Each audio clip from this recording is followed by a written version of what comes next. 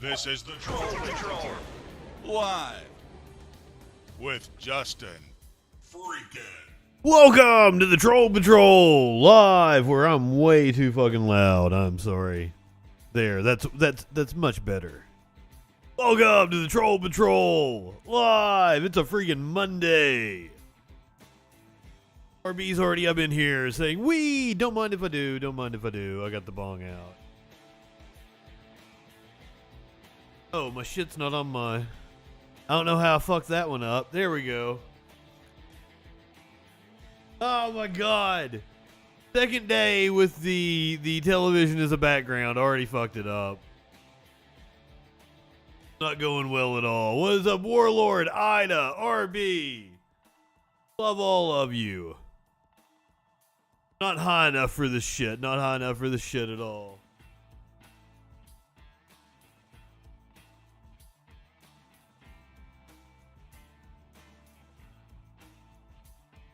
Also, I fucked so many things up. The Texas power grid was the story that I did on the freaking news this morning. But when I got up, I went to go look at YouTube to see how many views I got on my freaking news. You know what Justin had done? Scheduled it for tomorrow morning, not this morning. So it's on every other platform except YouTube, BitChute, Odyssey, all the shit that populates off of YouTube. So like my freaking news is up on Instagram, it's up on Twitter, it's up on Facebook. But it had yet to premiere on YouTube. So I was like, well, fuck it. I'll just make it premiere at like 1 o'clock. Also, this fucking time zone shit. See, I'm used to advertising my show as being in the Eastern time zone, but actually not sitting in the Eastern time zone. So now, sitting here right now in the Eastern time zone, coming on at 8 o'clock and not 7 o'clock like I'm used to, a little weird for me. Still, also, apologies. I'm working on the monitor thing. I did get a new monitor. I like this monitor. This is cool. But it is not the shape that I need the monitor to be in order to conform to what I want to do. I had an oddly shaped monitor once upon a time, and it's what I used to... It was like my script monitor. It was what I had, like my music player was always up on that monitor. It was just a monitor for like stuff. It wasn't ever... It was the monitor that I watched shit on the Troll Patrol. It wasn't curved. No, it was square. It was square, sir. This one is curved. This is the monitor I'm looking at you guys on is a very nice monitor. No, I keep going to thrift stores and trying to find really shitty monitors for the other shit that I need to be done here in this setup. Here's your meme for the day. Looks a little weird because, yeah, the monitor's a little wonky. That's how you storm your government. What are we going to talk about tonight? We've got all kinds of Joe Biden news. A Obama official is going to tell us why he thinks Joe Biden is going to do good in 2024, but yet I have a lot of information that says that Joe Biden's not going to do so good in 2024. Biden was interrupted by a Parkland victim, while giving a speech. I believe this was earlier today. White House announced a mandate that doctors must provide abortion to save the life of a woman. This comes a day after they pissed off some activists with some leaked statement about how they're not playing to the activists in the party that are out of line with mainstream Democrats. You'll see. It's a more shit lib fucking double speak that isn't going to get any votes. It's just going to piss everybody off. Because that's what Joe Biden's good at doing. That's what the Joe Biden administration is good at doing. Everybody's pissed off at Joe Biden. I promise you, everybody's pissed off at Joe Biden. And it's not just Joe Biden. Apparently, 4chan users think that they have hacked Hunter Biden's iCloud or some shit like that. I can't wait.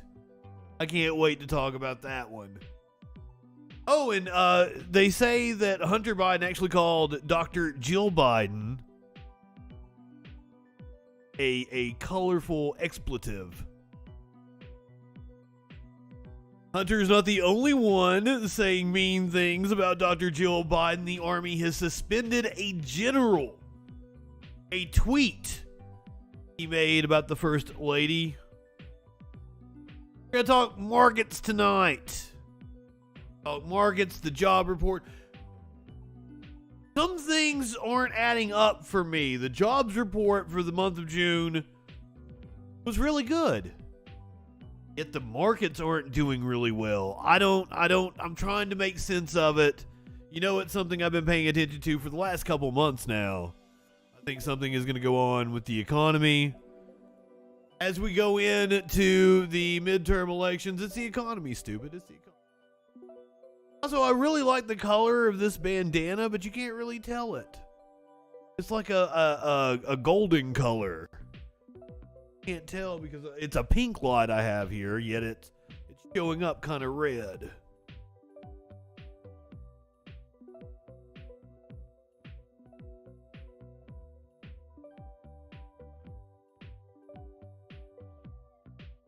Not high enough for this shit.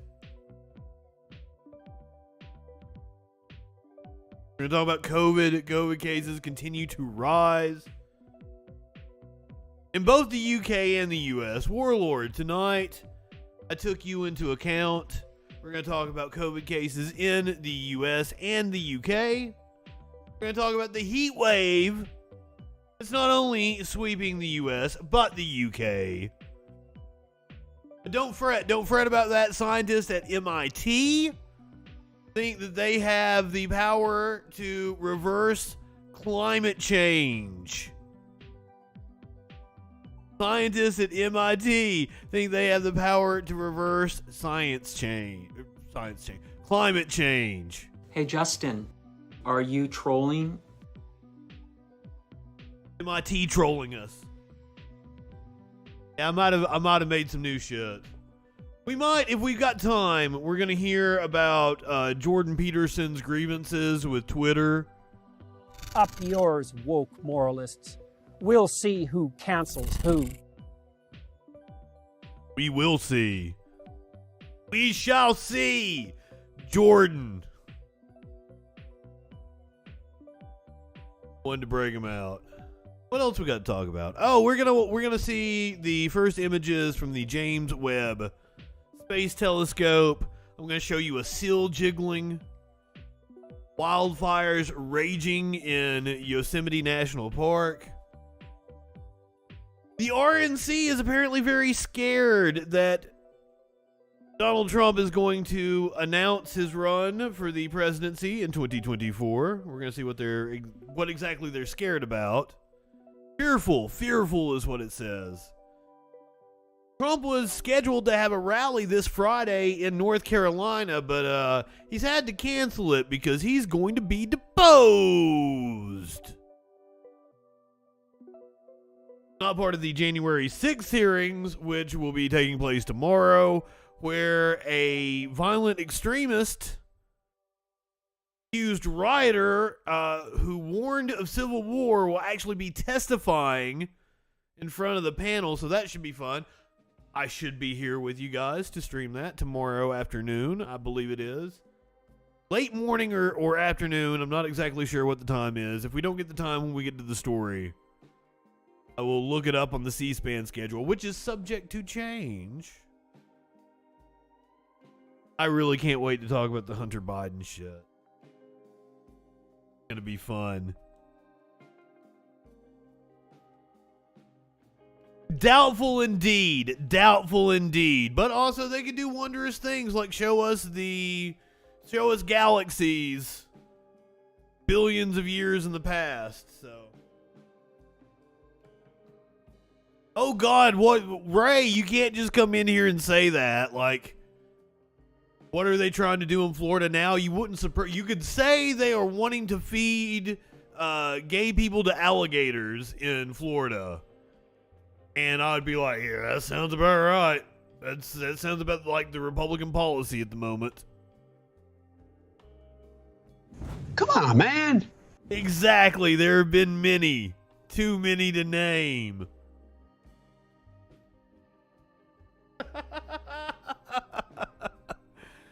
Oh, God. Trolls! Hey, Justin, are you trolling? I was indeed trolling. Me and Lady B were in his chat for his live stream. And we were indeed trolling. She was talking about how you couldn't go to McDonald's and get food during the pandemic or some shit. It was hilarious. Russell Wrong! Welcome! I'm so glad to see you again. I've missed you so much. Missed all you peoples. I'm very doubtful about the MIT story as well. But you know what's not doubtful? Do you know what's not doubtful? Not a day goes by that we aren't talking about fucking mass shootings in this country. I don't even have a browser open. What the fuck? Boom. Starting off tonight, cops say 2 are dead, 3 wounded at 4 California 7-Eleven stores. 2 people were killed and 3 wounded in shootings before dawn on Monday at 4 7-Eleven stores in Southern California, and authorities said they were seeking a lone gunman in at least 3 of the shootings. Just another day in mass shooting, USA. The shootings appear to have occurred after robberies or attempted robberies at the 4 convenience stores on July 11th, or 7-Eleven. A day when the national 7-Eleven brand is celebrating its 95th birthday by giving out free Slurpee drinks. You're not even safe going getting your free Slurpee from 7-Eleven on 7-Eleven. It wasn't immediately clear to investigators what prompted the shootings in the cities of Riverside, Santa Ana, Brea, and La Habra, or why the violence occurred on July 11th. Clearly, I don't think it's a coincidence that the dude went to 7-Eleven on 7-Eleven. I think the only person to answer that would be the suspect, said Officer Ryan Railsback, a spokesperson for the Riverside Police Department, where the first shooting happened at about 1:50 a.m. There's no way it can be a coincidence of it being 7-Eleven and July 11th. No, it's not a coincidence, I don't believe.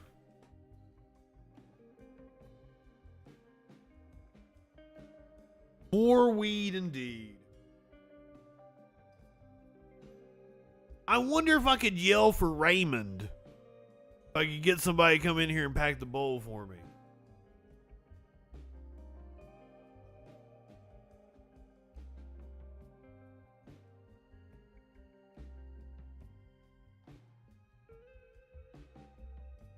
Raymond!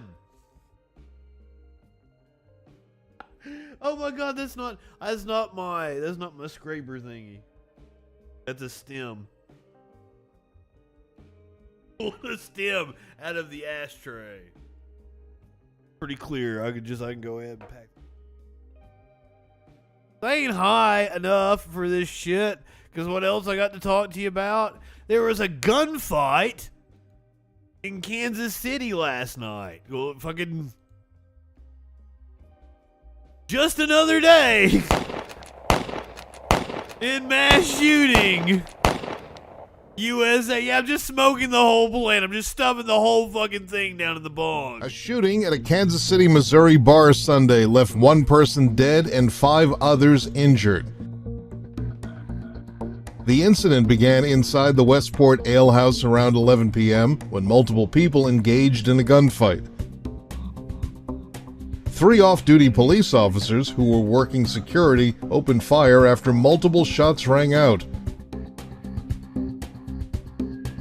One person was pronounced dead at the hospital, while the 5 others are listed in stable condition. I love that music in the background. None of the officers were injured, and an investigation is underway to determine how the incident unfolded. I don't give a shit if any of the officers were injured. Why did you feel the need to include that in your story? Just because the fucking cops put that in the press release. Because they give a shit if they get injured or not. I don't give a fuck. No, well, actually, like, it's the opposite way. No, I really give a fuck. I wish they would get injured. I'm sorry. Does that violate terms of service? Content warning, fuckers. I'm not exactly PG around here. I am not politically correct, as they like to say. Even though Jordan Peterson would probably call me one of the woke elites or woke moralists or whatever the fuck he says. Up yours, woke moralists. We'll see who cancels who. Nobody's trying to cancel you, motherfucker. Come down off your fucking cross. Oh yeah, I was trying not to cuss as much so I wouldn't get demonetized and I could make more money on the YouTube, but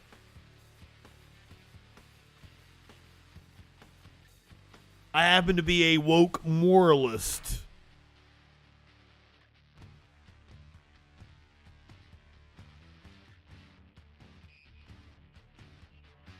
I can't get rid of the video and actually read the story to you. One person was killed and 5 others injured. That was in the video. A mass casualty shooting was condemned by Kansas City Mayor Quentin Lucas in an interview on Monday with ABC affiliate news station. Let's see if we can get the interview. Cody, Missouri State Highway Patrol tells us that 3 off-duty police officers were working security here at Ale House off of Broadway in Westport when what authorities are calling a disturbance rang out overnight. They spilled out from the bar out into the street, and officers say that's when shots were fired. Now, we do know from Missouri State Highway Patrol Sergeant Lowe that those 3... That happened in Knox County, Tennessee. A cop tried to shoot a fucking dog and shot their partner instead. I think the cop's fine too. He was in the hospital for minor injuries, I believe. Now I've got some cop stories for you, but unfortunately I couldn't go into them here tonight. We don't have enough time. We're going to do cop stories tomorrow night. Jordan Peterson is the one trying to cancel Jordan Peterson. Jordan Peterson wants to play victim. And that's one of the things about the right wing. They always talk about a victim culture mentality on the left. Bullshit, motherfucker. All you guys do is play victim. I've got a 12-minute video of Jordan Peterson just talking about how people were mean to him on Twitter. Up yours, woke moralists. We'll see who cancels who. Flash, my man.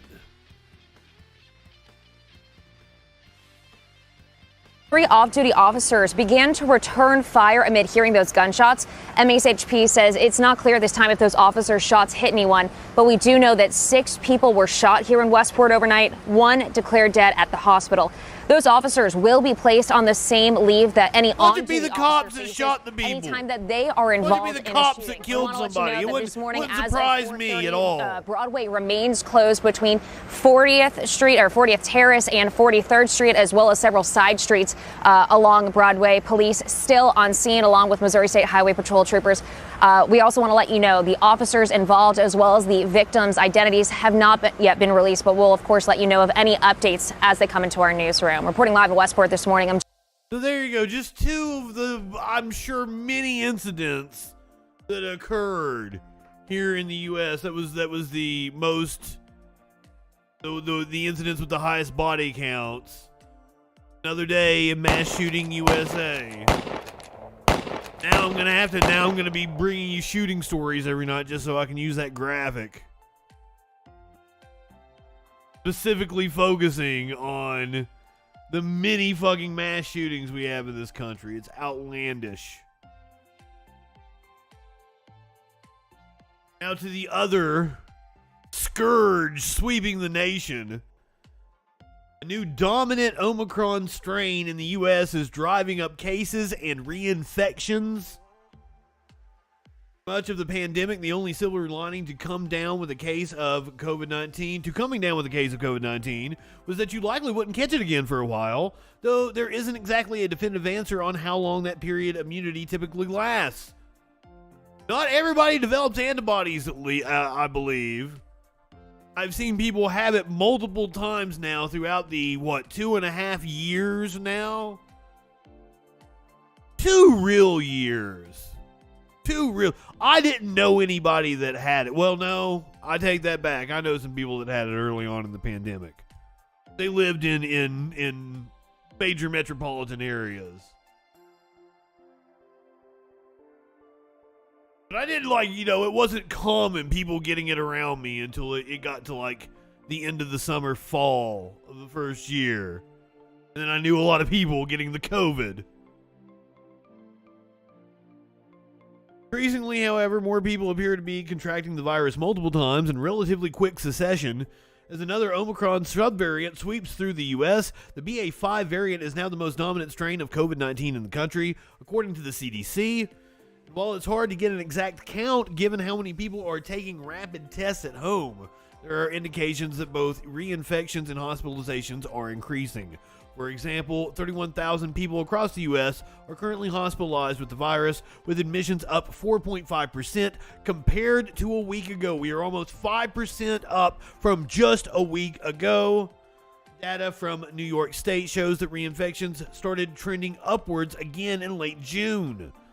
Dr. Bob Watcher, the chair of the Department of Medicine at the University of California, San Francisco, says BA.5 is a highly transmissible and manages to at least partially sidestep some of the immunity people may have from prior infections and vaccinations. Not only is it more infectious, but your prior immunity doesn't count for as much as it used to, he explains, and that means that the old saw that I just had COVID a month ago, and so I have COVID immunity superpowers. I'm not going to get it again. That no longer holds. So just how worried should you be, especially if you're vaccinated and taking precautions like wearing masks in crowds? Here's what some public health experts make of the latest surge. Is BA.5 more dangerous? So far, there's no evidence that this variant causes more serious illness, though it is possible. And infectious disease experts say that even though new infections are on the rise, the impact of BA.5 is unlikely to be on the scale of the surge we saw last winter, in part because the country is better equipped to manage it.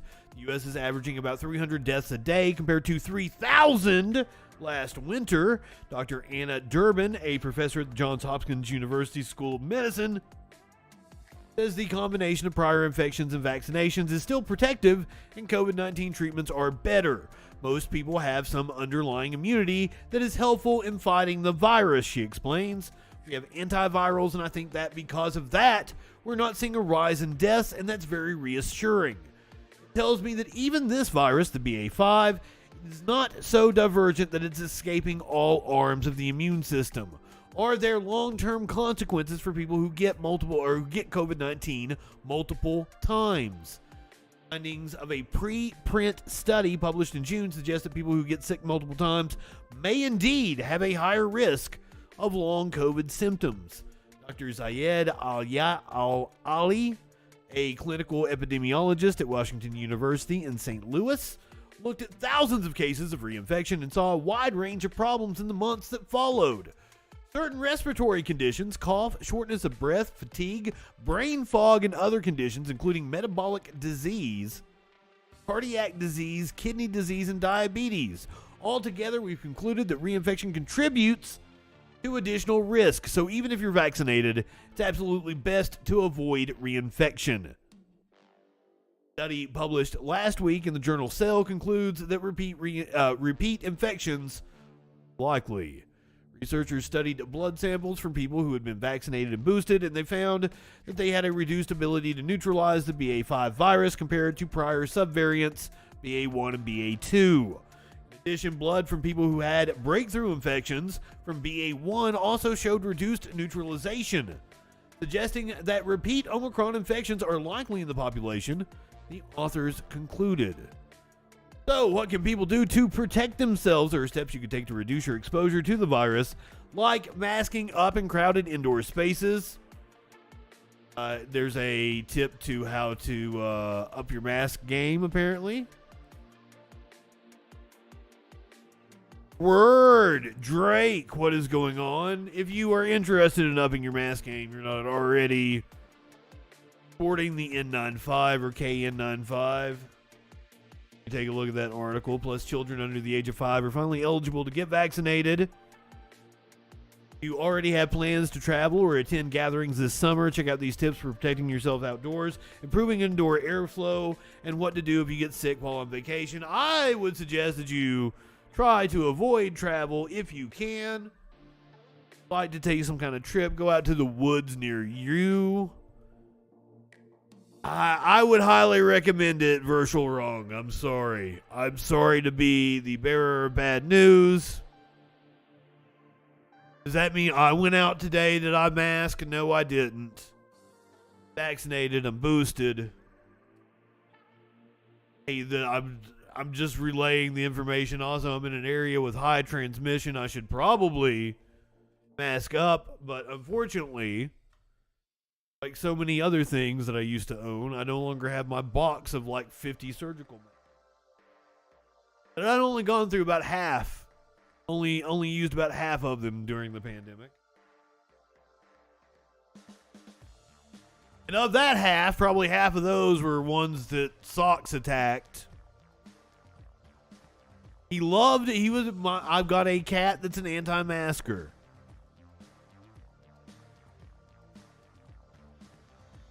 Here is a CNN piece about the changing of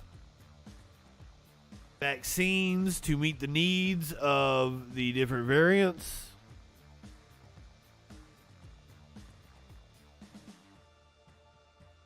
You know, virtual raw, that's pretty much when I stopped masking. It was in the spring. I got a booster. I quit masking. And the boosters. And possibly more boosters. The company is forging ahead with an Omicron-specific vaccine. But scientists have been working on what could be a better solution. The urgent need of a universal coronavirus vaccine. It's just what it sounds like. A vaccine that covers the circulating virus, yes, but also future variants. Why cancel Justin? Why cancel and potentially Justin? other types of coronaviruses as well. That means not only targeting SARS-like viruses, but then targeting MERS-like viruses, or then also targeting cold viruses. Kevin Saunders is the director of research here at the Duke Human Vaccine Institute, one of the many groups racing to create a universal vaccine. What we try to do is really target a specific part of the virus, for instance, that we know is its Achilles heel. Now remember, viruses mutate all the time.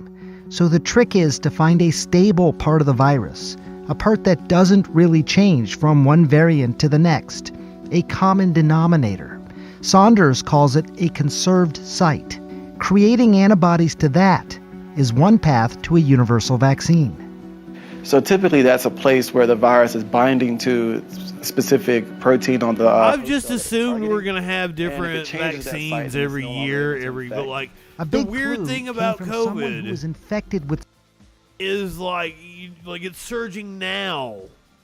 And like I let down my guard because warm weather tends to tamp down on infections, tamps down on the amount of time that you're actually, around people indoors. So you've got to wonder if it is getting more infectious just because, peak time that people are outdoors, or Maybe they're indoors because it's so fucking hot and they're indoors running their air conditioning. Because once again, we are going to talk about the heat wave sweeping not just this country but the UK. I'm gonna make that shirt. I'm just like I've been working on other stuff like this graphic. Hey, Justin, are you trolling? Always.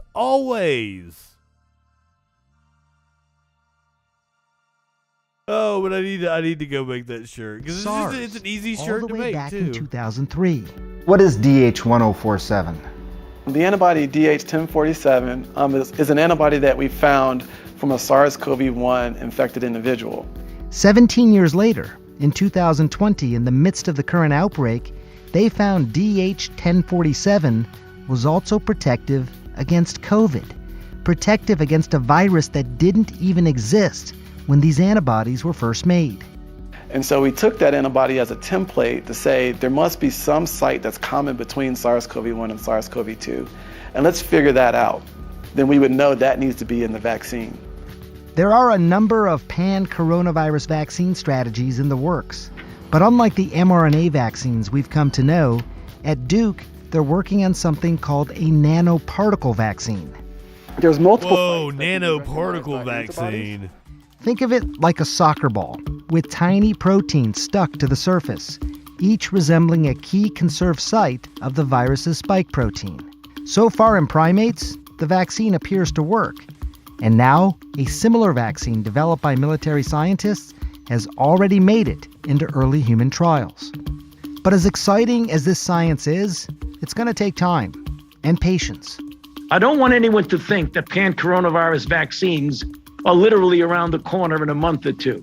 It's going to take years to develop. Much of the work being done today on COVID is built on the back of similar research on other viruses, influenza, HIV. We've been working on an HIV vaccine now for almost 30 years here at Duke. And HIV is one of the most rapidly evolving life forms on Earth. That's because HIV mutates much faster. And that's one reason why Dr. Barton Haynes thinks developing a universal vaccine for coronaviruses may be easier.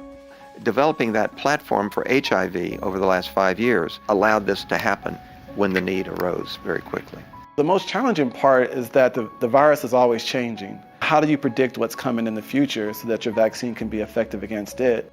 And he's not just talking about coronaviruses that are infecting humans right now, but also novel ones that could still spill over from animals.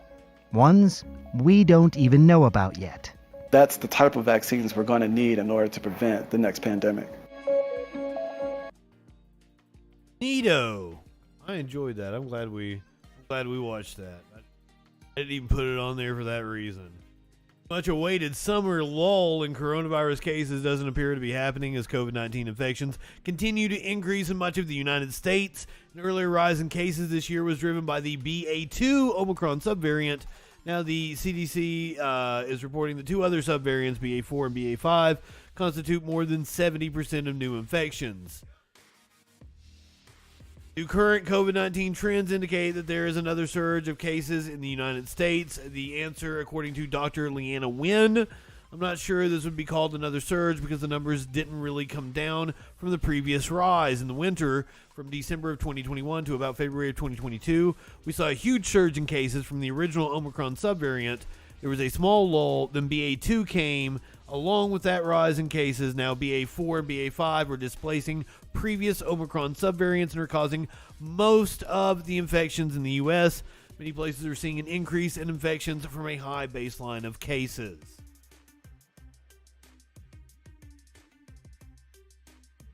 As I said, the UK also seeing a wave. We're usually about 6 weeks behind what's going on in the UK. Top COVID symptom in patients revealed by new data as infections surge across the UK. A total of 2.3 million people are estimated to have had the virus. The latest figures show. The five most common symptoms associated with the Omicron variant include runny nose, fatigue, which I think we're all pretty familiar with the symptoms.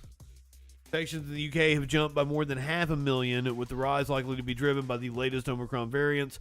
Hospital, which I wonder if they're still going to be ahead of us, because we currently have the same surge going on. Are we intermingled enough where we're going to be experiencing surges around the world at the same time, as opposed to us being about 6 weeks behind what's going on in Israel and the UK? Hospital numbers are also continuing to increase, with early signs of a rise in intensive care admissions among older age groups. A total of 2.3 million people in private households are estimated to have had the virus last week, up 32% from a week earlier.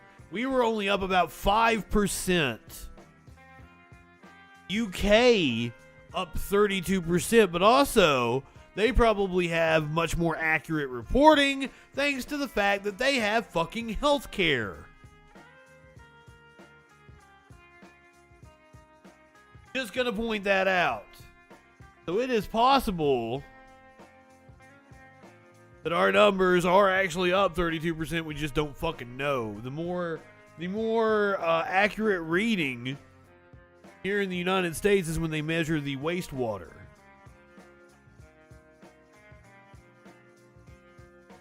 This is the highest estimate for total infections since late April, but is still some way below the record high of 4.9 million seen at the peak of the Omicron BA2 wave at the end of March. New report from COVID analysis app Zoe shows a headache has become the most reported symptom. Headache. That is not good.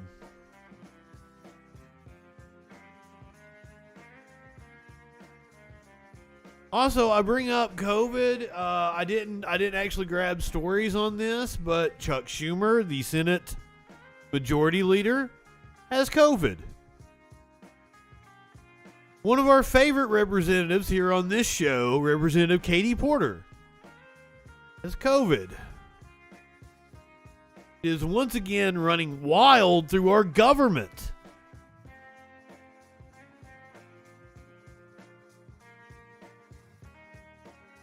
And Trump's just gallivanting around the country having all these rallies and shit.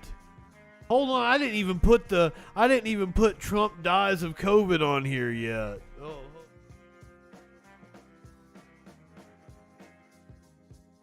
Trump did not get boosted. He had been vaccinated, but he did not get boosted. He had the COVID a very long time ago.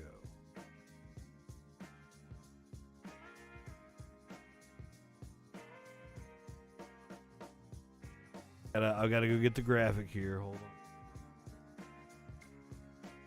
But it's ripping through the country again, just like he is with his rallies. RB, hold on, I'll totally hit it.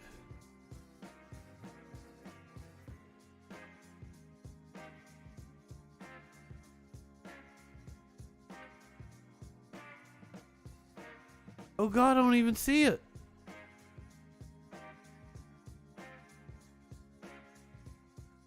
No wonder I didn't have it on here. I don't see it in my folder. Well, fuck.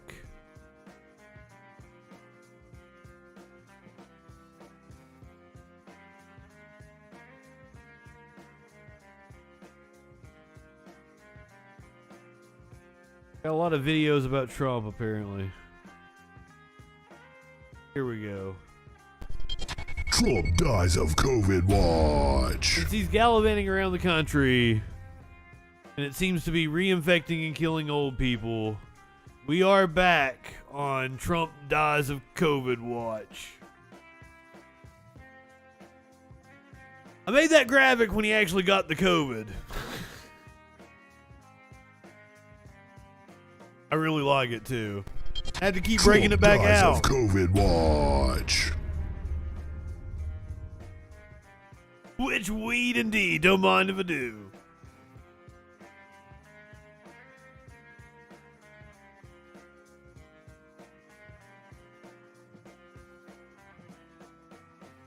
If you're gonna be out in public, you should definitely, around people, you should definitely get vaccinated.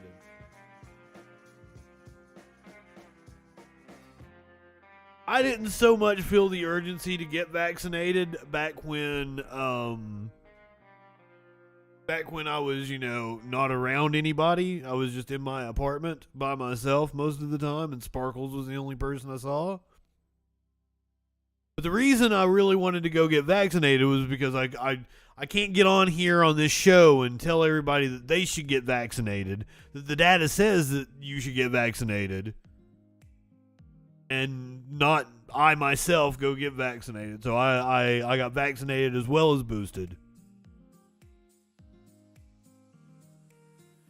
Because I'm not gonna get on here and tell anybody to do anything I'm not gonna go do myself.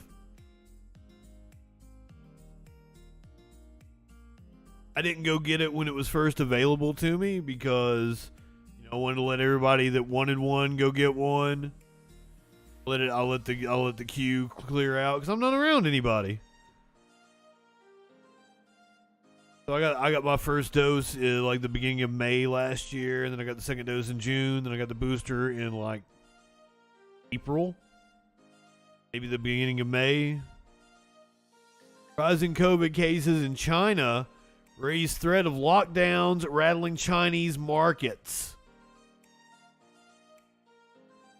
So we're already facing a crunch because of the last set of lockdowns that China imposed. The impending food shortage that we're coming up on. This fall is going to be wild, guys. I'm just telling you. That's one of the reasons why I keep wanting to look at financial stories because there's something there. Something's happening. Something's bubbling. Investors watch wearily for signs of another sudden clampdown after appearance of Omicron subvariant BA.5. China's COVID-19 cases are rising at the fastest pace since late May, unnerving investors weary of a repeat of Shanghai's 2-month lockdown, which snarled global supply chains and sank hopes that the country would reach Beijing's economic growth targets.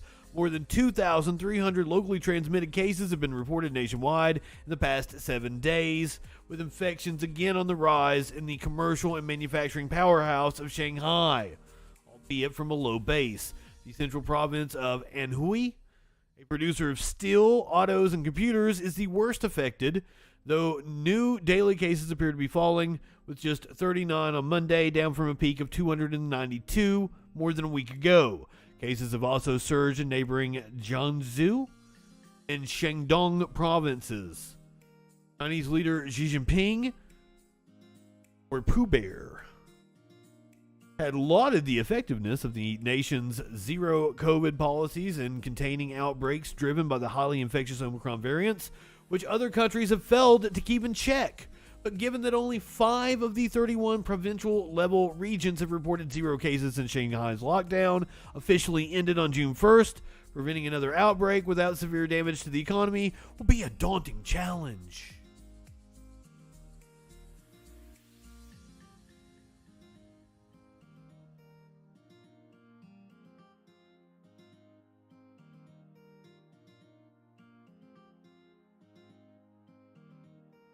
Okay, Warlord, that seems like a wild fucking story. But I also don't know who that is. We're talking about COVID. Thank you, sir. You always do such a good job. Speaking of jobs, that's one of the things I wanted to talk about. The jobs report that came out on Friday was far better than anyone expected. If the jobs report is better than anyone expected, why? And you're going to see it. You're going to see it in stories published today. I'm getting ready to show them to you. Why are they still talking about a recession? What in the fuck is going on here? Despite a strong labor market, recession fears are growing as the Fed aggressively raises interest rates to bring down inflation. Despite a strong labor market. What an odd thing to say. Employers added 372,000 jobs in June, continuing a streak of strong job gains that have bolstered the U.S. economic recovery. Unemployment rate remained unchanged at 3.6%, where it has held steady since March, according to the monthly Labor Department report released on Friday. The rate is only slightly above its pre-pandemic level, which was at a 50-year low. Today's report just reiterates that the labor market is a bright spot in the recovery, said Daniel Zhao, a senior economist at the career site Glassdoor. Even though we've heard recession fears and other concerns, the labor market continues to plow forward. Even with the robust labor market recovery, fears of a recession have grown as the Federal Reserve aggressively raises interest rates in an attempt to cool consumer demand and bring down high inflation. The worry is that businesses will respond to more expensive borrowing costs by reducing production and laying off workers, which could push the economy into a recession.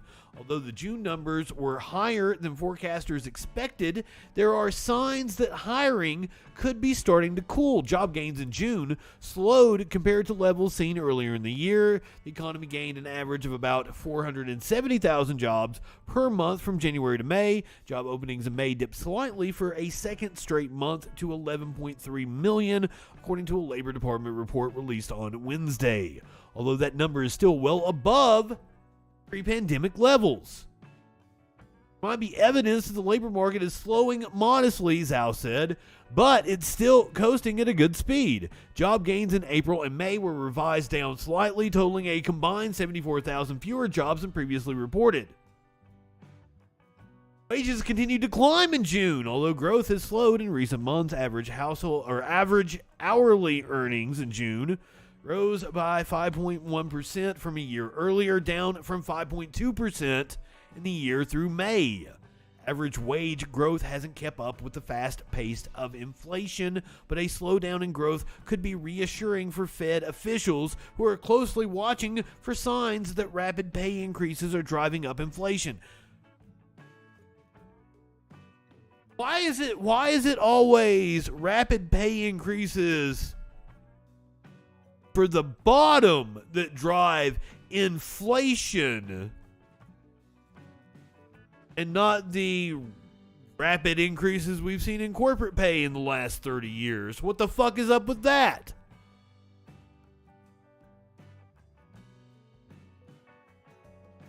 Robust job gains could add pressure on the Fed to continue with its aggressive rate hikes. Central banks officials have said they're poised to raise interest rates by either 0.5 or 0.75 percentage points at the Fed's next meeting later this month. That would follow its last rate hike in June, when the central bank raised rates by 0.75 percentage points, the biggest increase since 1994. If I remember my history correctly, 1994, where if they raised interest rates, we went into a boom period shortly after. Jobs report could put some recession fears to rest. I doubt it. See what the Wall Street Journal has to say after stocks closed lower today. Stocks in lower ahead of inflation data, earnings season. Twitter shares drop after Elon Musk. I didn't want to talk about Elon Musk again tonight. Fuck Elon. Thought to pull out of this takeover deal, which was never going to happen in the first place.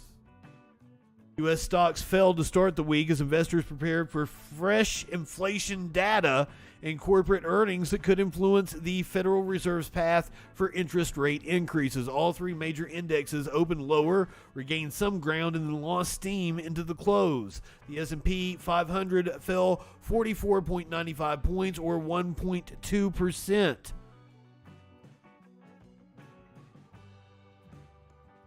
Greed. That is exactly right. But some people would have you believe that it's the woke moralists that are fucking everything up for everybody else. Up yours, woke moralists. We'll see who cancels who.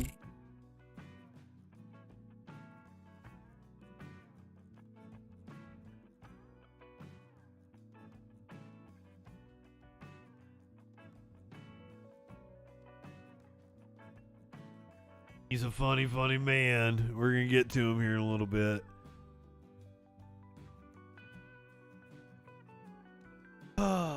BlackRock. Do you guys know about BlackRock? Do I need to give a primer on who BlackRock is? You guys are smart. BlackRock owns a piece of fucking everything. They're one of these. There's one of these investment firms that just literally own a piece of every goddamn thing. Specialize in a lot of defense contracting shit, but they've really got into real estate and housing in the last little bit. World's largest asset manager just cut its outlook for the stock market. All eyes now turn to new inflation data out this week ahead of the FOMC meeting later this month, with recession concerns lingering. Here to dissect what's in store for the U.S. economy is Deutsche Bank chief U.S. economist Matthew Lazzetti joining us on the phone today. Why would I give a shit what somebody from Deutsche Bank It thinks? sort of feels like when you look at where the markets have been moving, good news is bad news for investors right now. At least that's what we saw with the jobs report on Friday. What are we likely to see come Wednesday? Sure. First, thanks so much for having me. As you noted, I think last week... I don't know, guys. It kind of seems like they're openly declaring class war on their media. Data during the earlier portions of the week, which showed the economy not slowing as much as feared, I think, with the ISM services indicator in particular. This week, I think, is all about inflation on Wednesday in the CPI report. And on that front, we're expecting another strong inflation print. We're expecting core CPI to rise 0.6% month on month. Because that's what they're doing. They're showing all the shit that's good for us, the little people. The little peons in this country. They're openly saying, this good news is bad news for us. They are declaring a class war against us on their media. Here on Yahoo Finance. Front, we're expecting another strong inflation print. We're expecting core CPI to rise 0.6% month on month. Headline inflation to rise more than 1% month on month. That likely pushes the year-over-year rate close to 9%. And so for a market that has been dealing with certainly recession fears, I think this week will be renewed fears about elevated inflation that began on Wednesday. Yeah, I guess the question, Matthew, just like the jobs report we got on Friday, is going to be, well, that's sort of a lagging, that we're looking backwards here with the data. Where are we right now? I've been looking at your notes here. You're talking about CPI pushing higher to 9%. If that's what we saw in the previous month, where do you think we are today? And are we starting to see the peak? Yes, I think you are. Certainly from a headline inflation perspective, with the decline in oil and gas prices, that should be very helpful in bringing down headline inflation going forward. But I think what the Fed and what the market should be focused on is core inflation, and then specifically within that, the persistent items that will tell us where inflation is going over the coming months. Within that, I think rental inflation is the most important. And it's weird that like even Fox News is like framing. And if you get another strong print there, it's really evidence of broad-based framing like gas prices. Hold on, let me find that. Underlying inflation pressures in the U.S. economy at a time where very clearly growth is slowing. I need this browser. The Fed in a bind. So far, we've heard them remain hawkish. We think they continue to, with a 75 basis point rate hike at the end of this month. But later this year, it could be quite difficult for them if inflation remains elevated and the labor market begins to weaken. Yeah, I mean, everything you're pointing to, some would argue suggests that, the Fed's rate hikes here have not necessarily had the intended impact yet. I mean, how do you assess that? And is that 75 basis point enough? It certainly had the intended impact, I think, within some of the sectors and growth indicators. So, for example, the housing market and activity has clearly showed materially, given what's happened with mortgage rates. Financial conditions have tightened significantly. Certainly equity markets are down, credit spreads have widened, and the dollar has strengthened. So all of that, I think, has had the intended consequences of slowing forward-looking growth momentum. I think the difficulty is that it takes a long time for that to filter through into the core inflation data. And in fact, Fed research shows that what up, Sky Comments? Monetary policy, at least for a period of time, rental inflation. Mr. Fields, what's going on? Home buying. Those who wanted to buy a home then good evening. And so I think we're in a period here where, for the market and the Fed, it's a really difficult one to disentangle. One, how much is the economy slowing in the near term? versus how much is inflation slowing in the near term. And I think on balance, it just keeps the Fed hawkish for the coming months. And those recession fears that continue to loom there, I guess there's a debate here. Recession fears. Say, look, we're already in a recession. And where? Okay, so here is Fox News is now concerned that gas prices are falling too fast. I shit you not. After bashing Biden nonstop for gas prices, Fox News is going to say that they're now falling too fast.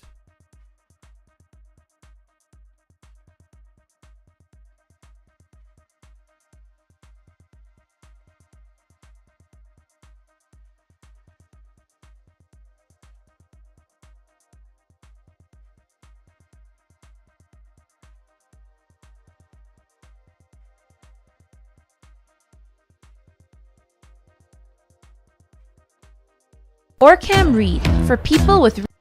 Oh shit! It blocked my ad blocker. Well, here's the thing: is like our jobs data is good.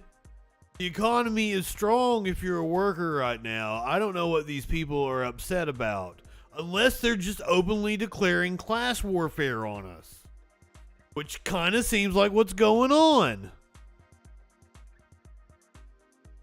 On again, and the rest probably don't. That is stunning. By the way, on gas prices, I found it curious. I was at a lacrosse tournament up in Wilmington, Delaware over the weekend. In Delaware and northern Maryland, regular gas is about anywhere from $4.55 to $4.80 a gallon. So the price is beginning to creep back down. It is. And the point was made over the weekend, I believe it was the Wall Street Journal, that gas prices are actually coming back down historically faster with the price of oil than usual. And it just goes to show you what By the way, that's not fucking true at all. Like, you saw the price of a barrel. It was like $105 a barrel right now.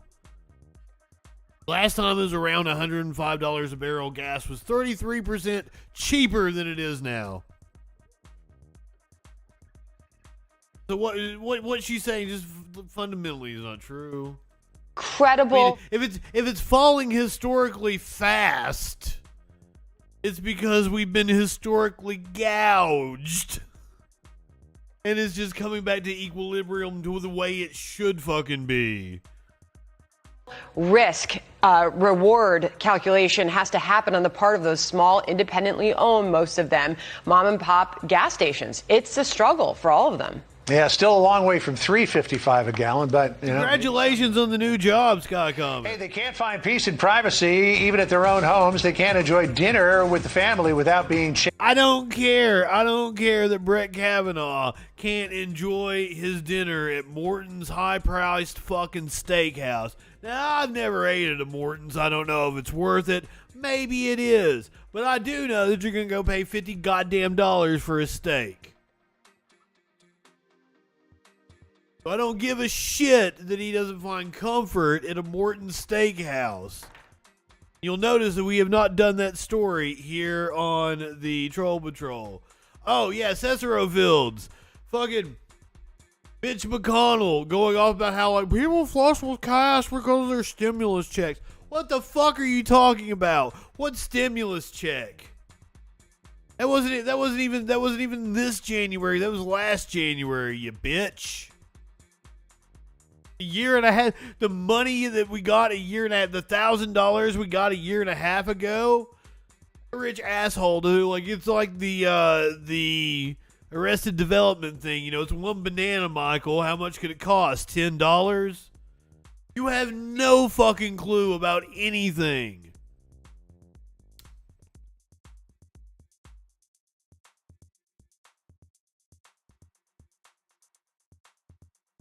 And Fox News has just straight up become fucking propaganda, if you guys haven't noticed. Like, as if it wasn't always, but it's gone completely mask off. It doesn't even try to parade itself as any kind of, like, journalistic endeavor. Let me go to Facebook over here. Let me show you an example of exactly what I'm talking about. And I'm not talking, you know, like, Their commentary has always been fucked up. But they used to have a news organization that did actual news. You could read their news articles that they would post on social media, and they would be like factual. Let's go to Fox.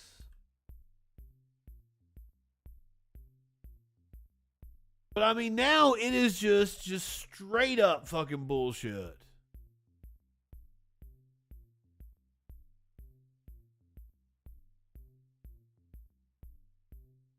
Every post is slanted. Now that's cool. They ruined my ability, which I'm sure you guys have all seen the picture. I'm gonna show it to you later on tonight.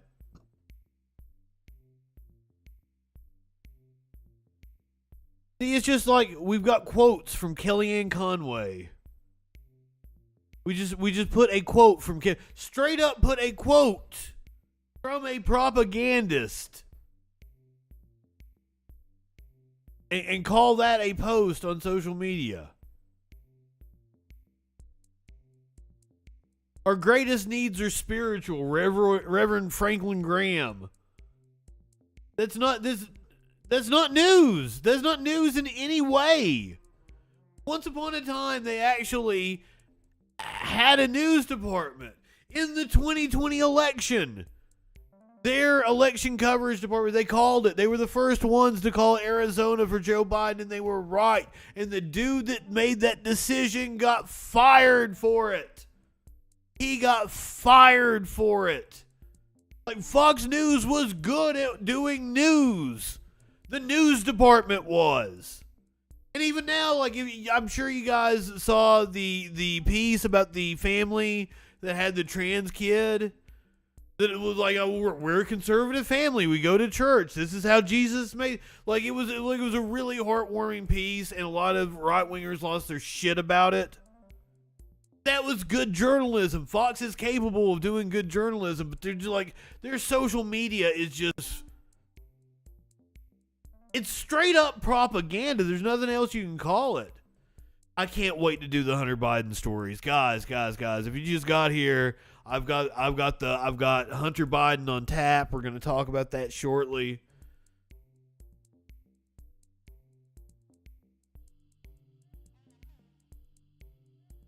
I can't fucking wait. I can't wait to talk about the Hunter Biden. Well, let's talk about his daddy before we do that. You know what? We're going to do that after we get back from a commercial break. Now we turn to YouTuber Justin FREAKIN. The guy's he's a formidable voice in the culture. Uncensored and unfiltered political talk and debate from a leftist perspective. The day's top news stories and videos with astute social commentary. Not high enough for this shit. All we're establishing is this guy's wicked sick aesthetic. Right-wingers are morons. You brought back the wrong kind of fucking cake, you idiot. Guess I gotta thank Matt Walsh for introducing me to Justin FREAKIN. Yet you're like, we'll pray for somebody. You think you can telepathically communicate with a deity, and you have the audacity to say somebody else has a mental disorder. For the love of God.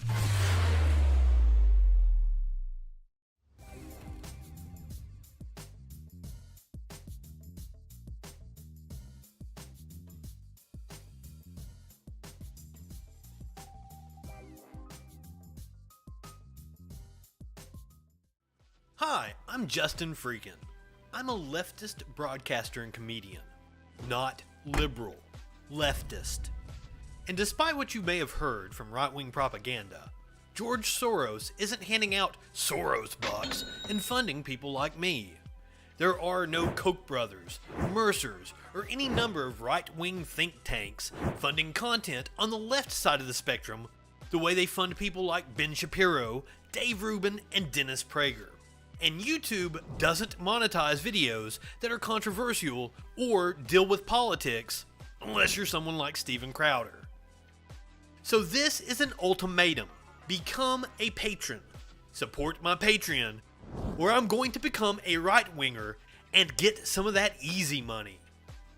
You know for a fact that I could be bigger than Charlie Kirk or Jesse Lee Peterson. Amazing! All I have to do is talk about how I used to be an SJW snowflake, but the left went too far with their cultural Marxism, and Republicans are stupid enough to buy it, even though this video exists. And you know I'm right, so give me your money or I'm selling you out.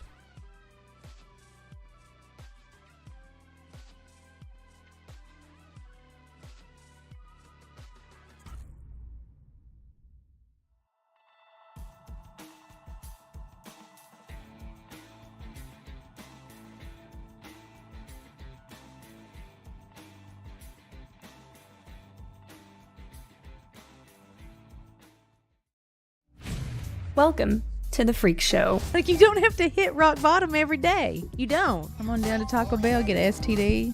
I've had a couple dozen them Kinder Eggs. Shut the fuck up. And some boogers. And then you follow him and he's in the fucking ditch before you ever even got to the food land. Everybody's gonna die. I don't like onions. I like tiny Chico nuggets. I still could just slap the shit out of you. It's like a turtle, but wormier.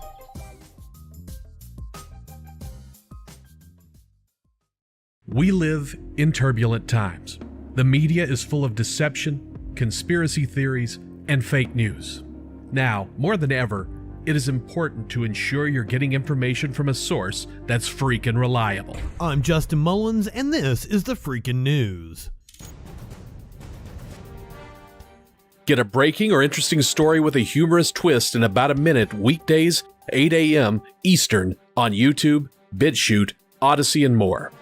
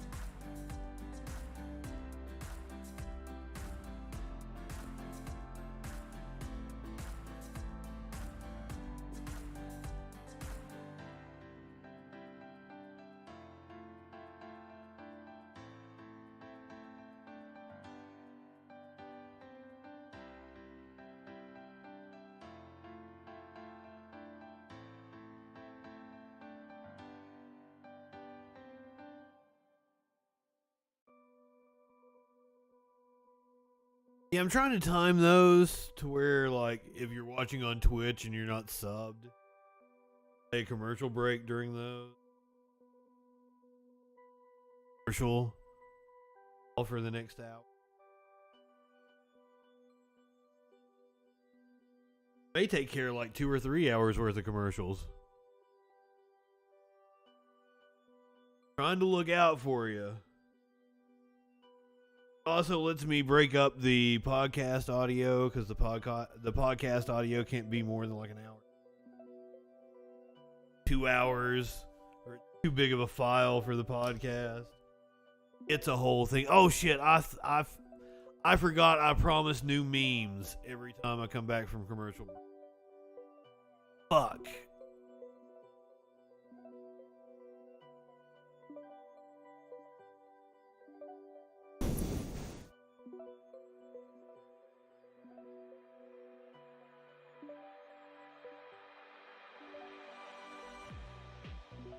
Let me go back in time here. Let me see what I got further down in the files.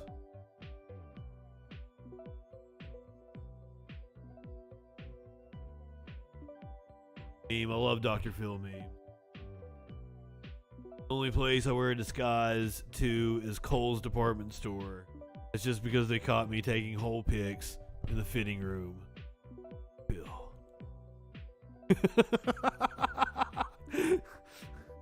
I love Doctor like it.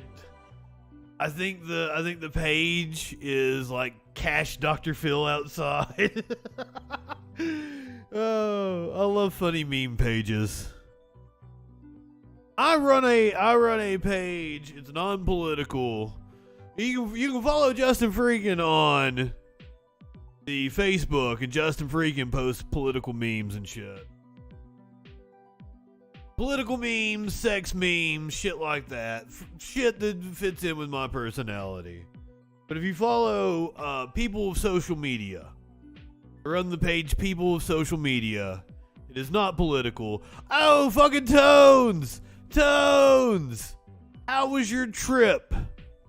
How are you feeling today? How was work? I am very interested to know how you got through the day.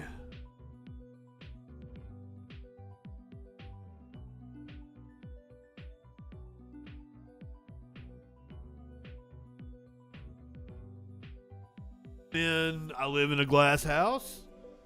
I shouldn't throw stones because I live in a glass house. Is that what you're trying to say?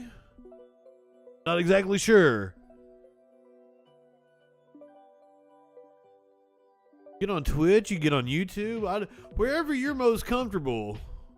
Tones, that's where I want you. That's where you can be on Trovo, you can be on DLive. Apparently I'm going to get limited with the options that I have come the end of the month.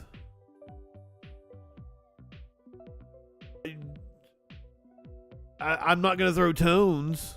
I will not throw tones. It would be wrong of me to throw tones.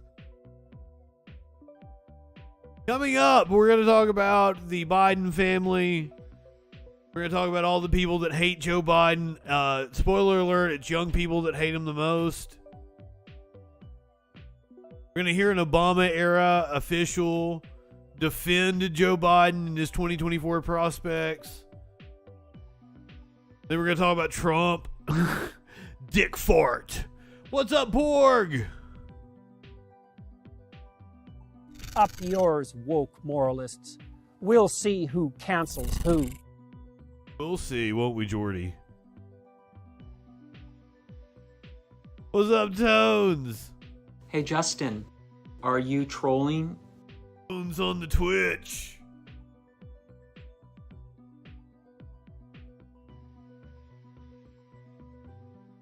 Introspective and pensive. I know exactly what you mean. I've had those kinds of trips. Oh, penis. I don't know if Porg is actually commenting on the conversations going on, or is just saying hilarious phrases. I love you, Porg. Jordy P is an incredibly tough guy.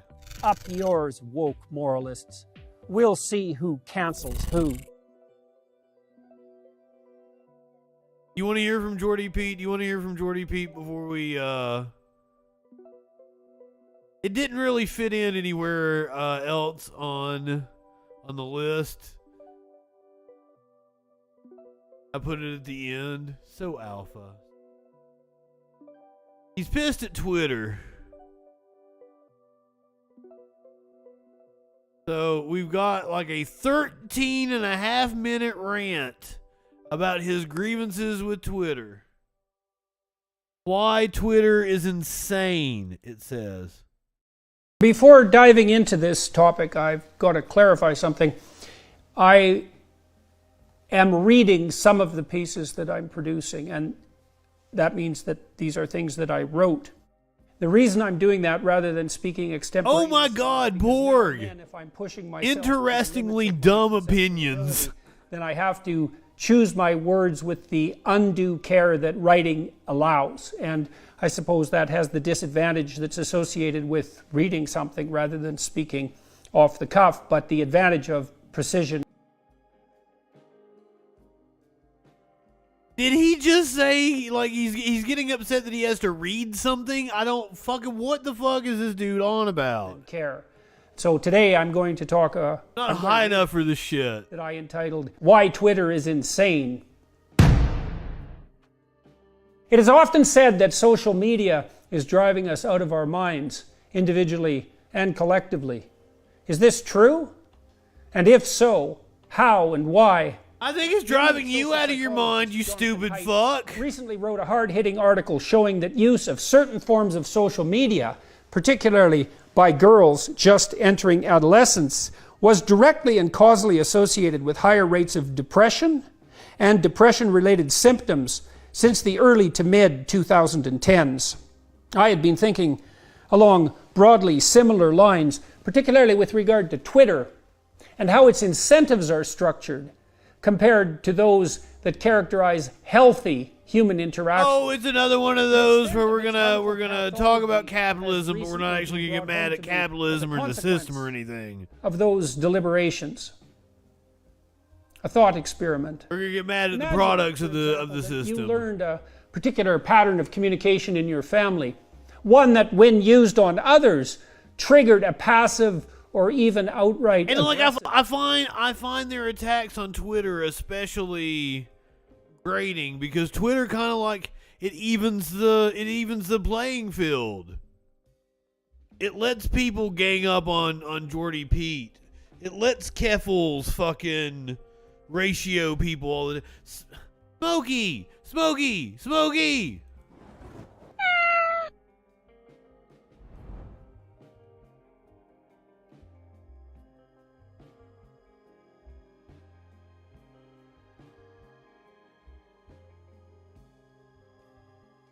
Come up here? Do you want to say hey? Apparently not. He wanted to get behind the monitor and he wanted to fuck shit up. Yeah, damn it.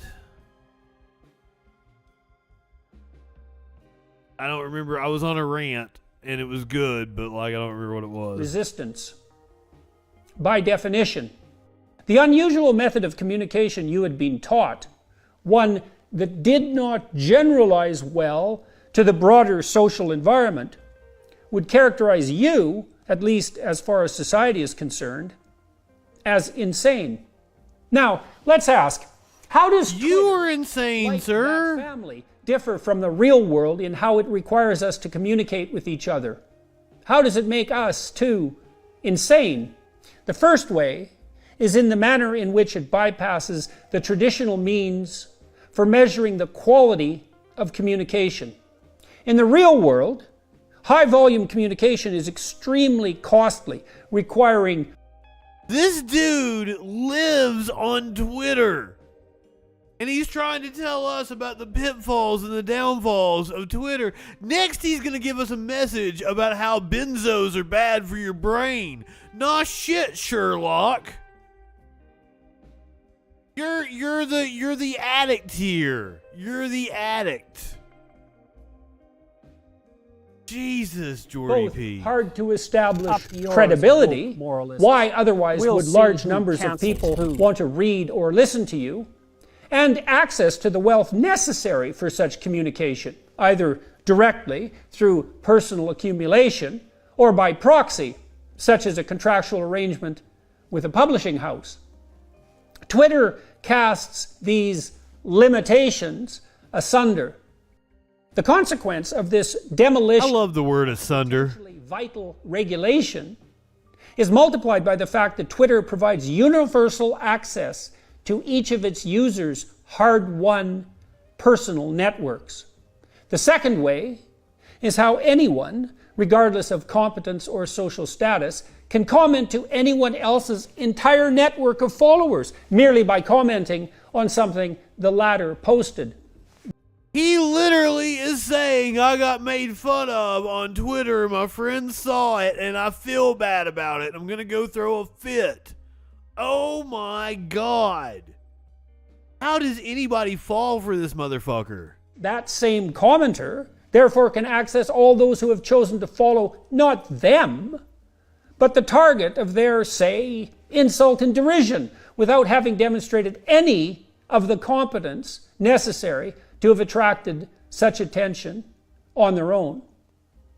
This democratization of communication enables a parasitism completely divorced from competence. It massively inflates noise. Tones is having a fun beginning of the week. That's usually a weekend activity. Developed to shield us from incessant racket in the real world.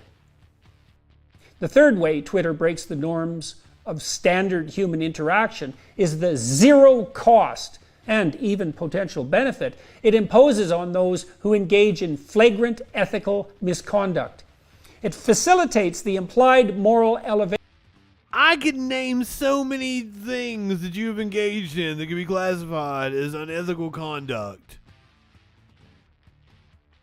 Sir, you have zero self-awareness. I wish you could learn to feel embarrassment.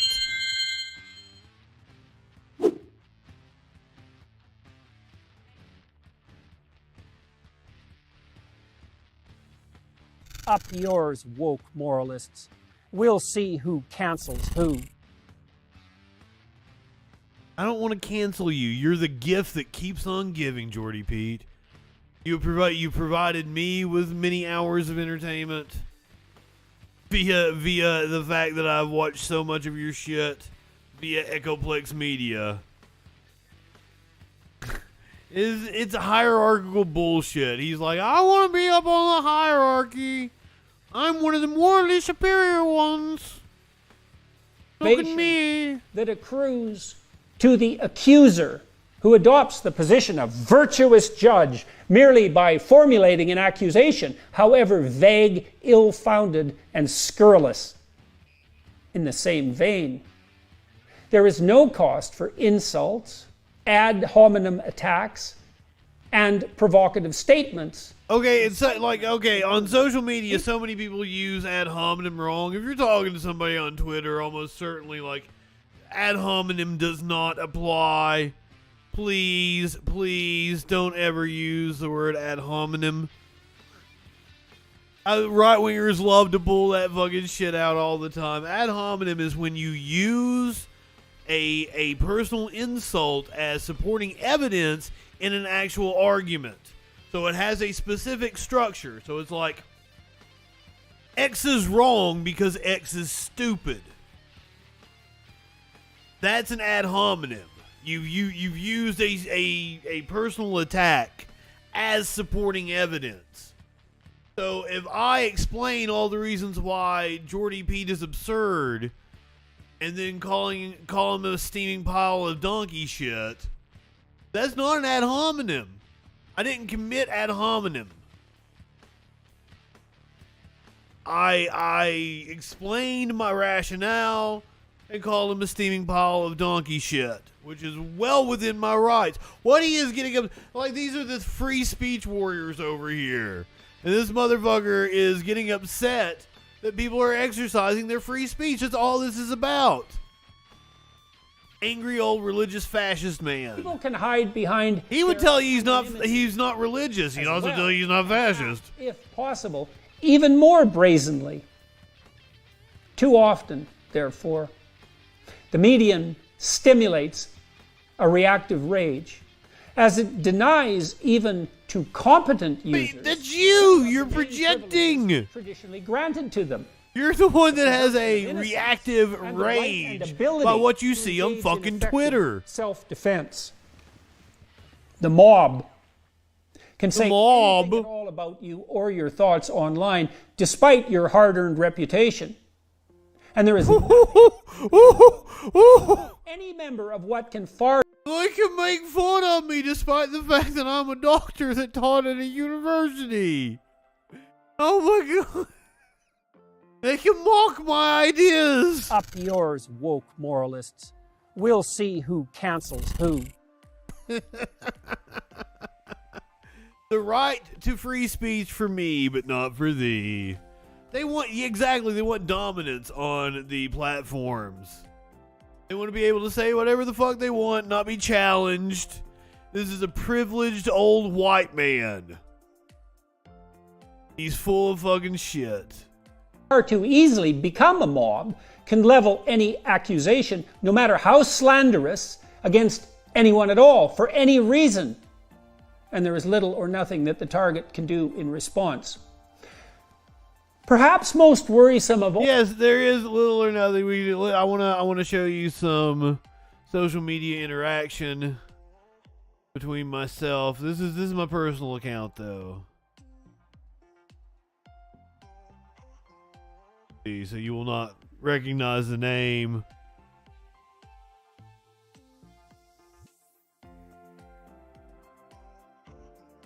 If I can find it here. This is on a Matt Walsh article from 14 hours ago. There's not that many comments. So that should make you feel good that Matt Walsh is not getting that many interactions on his post, but up yours, woke moralists. You're getting so much play out of this 14 hours ago. Up yours, woke moralists. We'll see who cancels who. If it wasn't for psychological projection and malignant narcissism, there would be no leftists. God damn. Right-wingers are more. You watched a Jordan Peterson video and thought someone else was a malignant narcissist, I said. Laughing my ass off.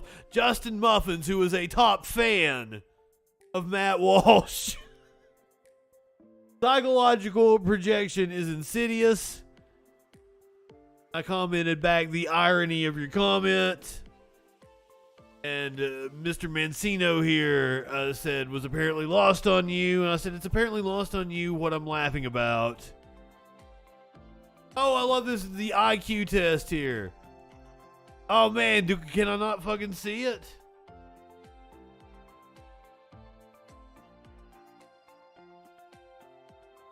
Oh no, I wanna, like, it was stupid fucking shit.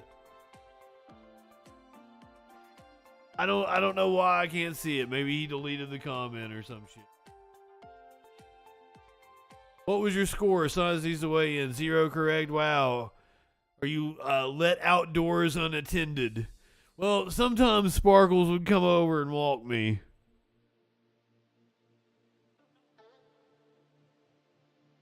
You're right. Scott Adams test. Let me see if I can find it here.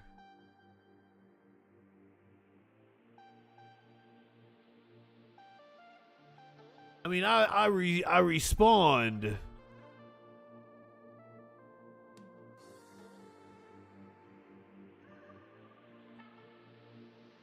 I am not seeing the picture that he sent me. But it was like, you believe Russiagate, you blah, blah, blah, blah, blah, blah, blah. My response was, here's the thing, kiddo, I cover politics for a living. When you say something like a Russia collusion hoax, I need to know specific claims you're making because I've read the Mueller report and the Senate Intelligence Committee report, and I doubt they say what you think they say. And this is why I call right-wingers fucking morons. Scott Adams was the dude that created Dilbert or some shit, wasn't he?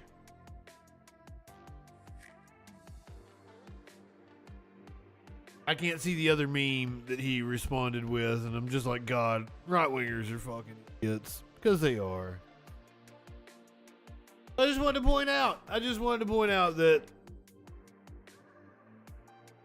Jordan Peterson is the definition of a malignant narcissist.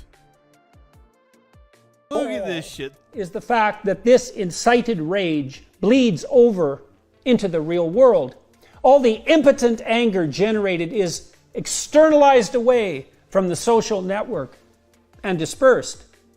Thus, the ambient emotional temperature of general society is raised degree by degree to the boiling. He just needs to go outside and touch some grass. This is literally.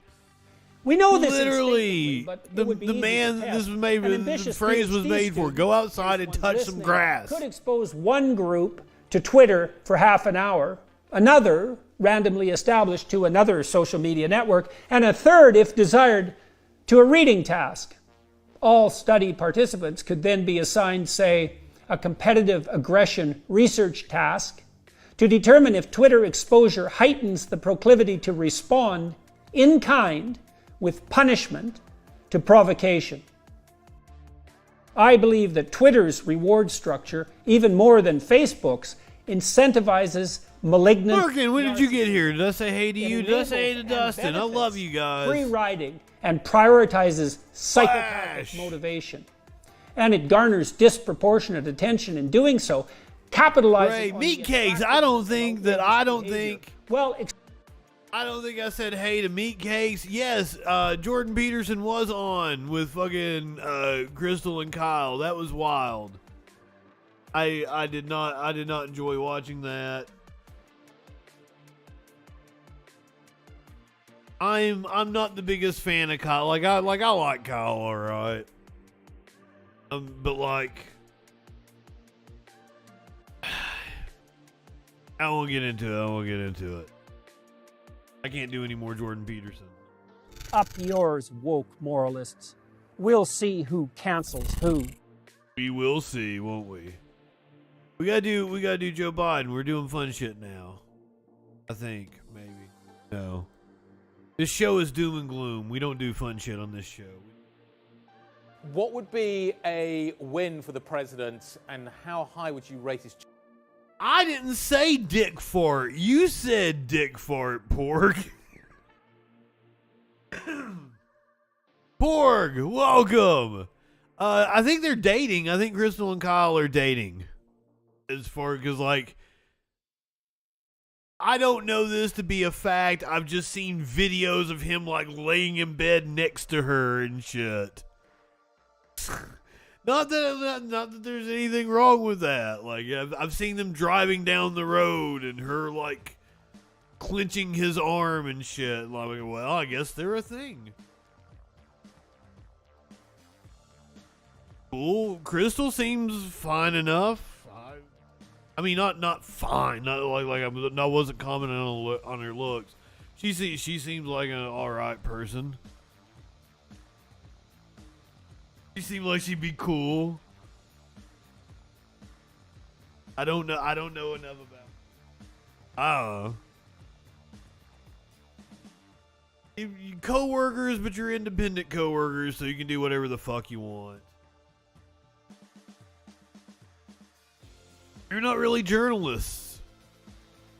Oh, Mandy has no idea who they are? Oh shit. Well, we haven't started on Biden yet. We'll go to Crystal, Kyle.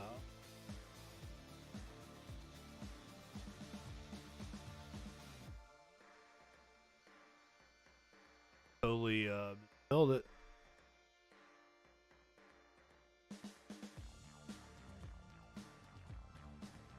Get a video of them together.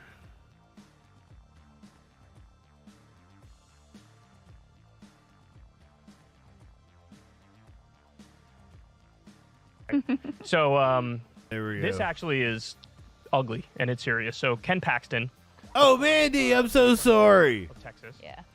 He came out and said he will defend a 50-year-old Texas. I love you, Mandy. I love everybody. I love Ida. So, for those of you who don't know, I don't know what percentage of our audience doesn't know, but this guy Kolinsky, called oral sex, and he's like an OG YouTuber. They're actually, I think it's over a dozen states that still technically have those on the law books now. He came up through like the new atheist movement, and like that's kind of that's where I met producer Dave. Like we were kind of in the same circle, but some of us outgrow that shit. This opens up a new door here. I think his shit used to be called secular talk. Sodomy law. So, the classic example of like, you know, Republicans always. But now he's just kind of like he's more mainstream Democratic politics. I cannot think of anything still that is more anti-freedom, somewhat left than getting into people's left of center in America at least. Tell me what sex acts you performed. That's degenerate. Prove to me that you did not perform these sex acts. Oh, that's sinful. Or how about, I mean, right along with this, Texas is one of the states that's considering making it illegal for women to Crystal like was an activist and worked in campaigns in another state. Ran for office one time. It's insane. It's completely insane. She became like a talking head and then a host. Very popular that women use to track their periods. That are saying like, oh yeah, we'll turn that data over to the government, no problem. We don't. Okay. This is something like. since she brings it up, it's not just period tracking apps. Anything on your phone. The government doesn't need a warrant for anything basically you tell your phone.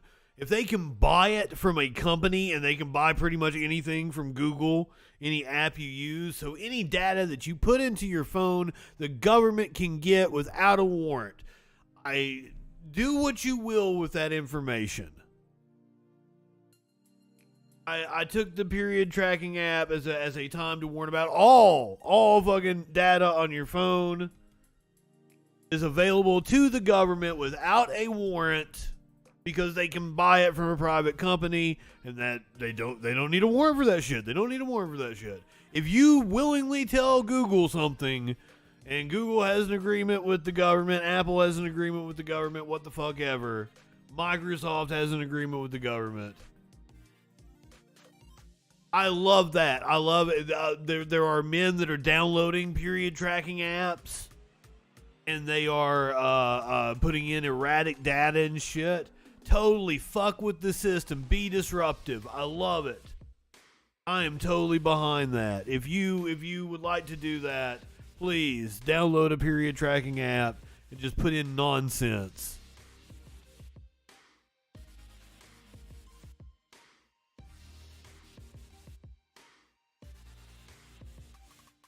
So, the White House, since we're on the subject, the White House had some comments about the activist movement. Outrage erupts as White House calls abortion rights activists out of step. The White House tried to defend President Joe Biden's seemingly drowsy response to the reversal of Roe v. Wade on Saturday, but instead sparked an instant backlash by labeling pro-choice activists out of step. The apparent jab was made in a statement to the Washington Post, responding to criticism of what many Democrats see as a response that has been too little, too late. The White House Communications Director, Kate Bedingfield, said the president has been showing his deep outrage as an American and executing his bold plan, which is the product of months of hard work ever since this decision was handed down. Now, I may be misremembering things, but I'm pretty sure that Joe Biden was a pro-life Democrat for most of his career.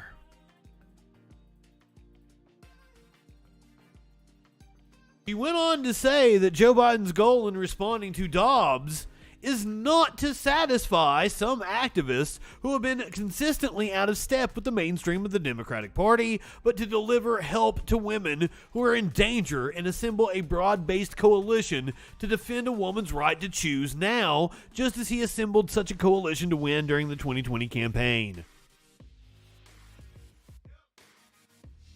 So that was Saturday. Women's March Director Rachel O'Leary Carmona told activists she hoped to push Biden's authority to the limit regarding abortion rights. By Sunday morning, Carmona had changed her Twitter name to Out of Touch Activist. The statement, which many noted had taken aim at those fighting to uphold abortion rights rather than those who actively put women in danger by stripping them of the right to bodily autonomy, came as more than 1,000 demonstrators with the Women's March Summer of Rage rally surrounded the White House to urge Biden to declare a state of emergency.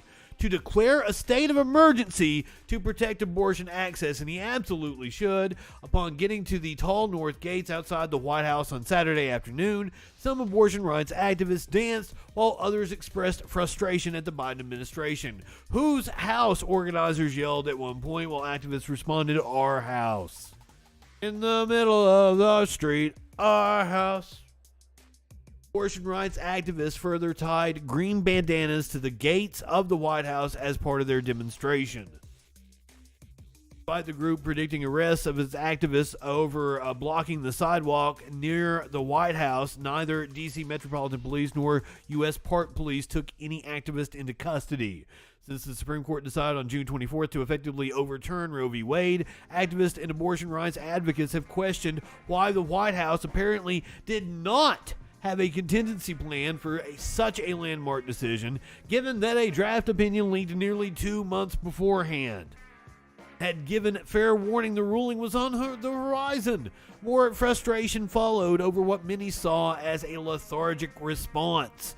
It took the Biden administration 6 days after the Supreme Court decision to announce its support for an exception to the filibuster to codify it into law. Its executive order to protect access to abortions took a week longer. And then today we got this little tidbit, apparently to quell the outrage of the out-of-touch activists. Doctors must provide abortions in medical emergencies regardless of state law, Health and Human Services say. Federal law preempts state abortion bans in cases where women face medical emergencies associated with pregnancy, Health and Human Services Secretary Xavier Becerra told healthcare providers. States that have banned abortion generally make exceptions if the woman's life is in danger, but U.S. health officials are concerned physicians will wait too long to treat complications. Hospitals that decline to provide abortions in these cases could have their Medicare provider agreements terminated or face financial penalties, Becerra said. An announcement from the executive branch earlier today.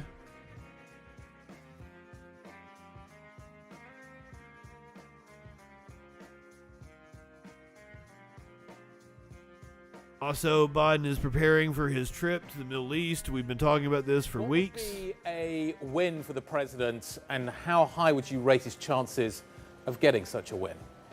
Good morning, Guy. What this trip to me is about realpolitik and about engagement. And if what we see coming out of this meeting between the president and the regent, Mohammed bin Salman, is a closer alliance on Middle East security. Oh, please, Prince Bonsar, give us more oil. Give us oil. Give us oil. That's a plus. If they work jointly with Israel, that's still a bigger plus. And what he is going to do is he is going to beg Prince Bonesaw to produce more oil, which apparently isn't possible, isn't a thing that's possible. So he's going to ask Prince Bonesaw to please produce more oil. Please give us more oil, so that I don't have to increase drilling here at home and appease the activists, and we can still have cheap gas prices as we suck from the Saudi tit. I hope that's not a sexist comment to say suck from the Saudi tit. Men have tits too. Traveling right now is probably not a good idea for Joe Biden. But hey, buddy, go for it if you want to. Maybe I need to make a graphic that says we're on Biden dies of COVID watch. Trump dies of COVID watch. Merkin, did I say hey to you? I love you, Merkin. Ray. I'm pretty sure I said hey to you, but I don't remember. Because, I don't remember anything. I'm born out of a pod daily. That's what they say. Just pray. For some reason, I remember shit about politics. I don't know why. And judging by the president's itinerary, that's more than likely what's going to happen. So Terry, just to jump in here, what you're saying is that this trip is not about oil. Oh, I'm saying this is very much not about oil. For a couple of reasons. One, he's telling me it's not about oil, but I don't believe him. OPEC makes the decisions on pumping overall. OPEC has already, at the Saudis' behest, increased pumping slightly, something that was seen as both kind of a welcome mat for Biden and a pushback at the Russians a bit. So the benefit on oil that... Never hurts to tell you guys, hey again. Hey again, Cicero Fields. So, in terms of political... consequences here immediately. The president takes a double. Oh, RB, we're going to get to that. Human rights hit from his progressives, and at the same time, for kind of middle America, middle class, takes a hit on oil prices because the line will be, well, Biden went cap in hand to the Saudis and came up with nothing, which, as I say, isn't strictly really true, but that's actually what will come away from it. But the that's what Fox News is going to say. Middle Eastern security and trying to shore things up in advance of a possible new Iran deal, pushing back at Russia's pretensions to a sphere of influence in the region, dealing with the Chinese economic interests, and again, trying to forge common cause with Israel here. And so, Terry, if President Biden is going to take a hit from the human rights side, if he's going to take a hit on this not being necessarily about lowering prices at the pump, what would a win look like for this administration in the court of U.S. public opinion? That will be very difficult to come up with in the court of U.S. public opinion, Katie. I think that's an excellent point.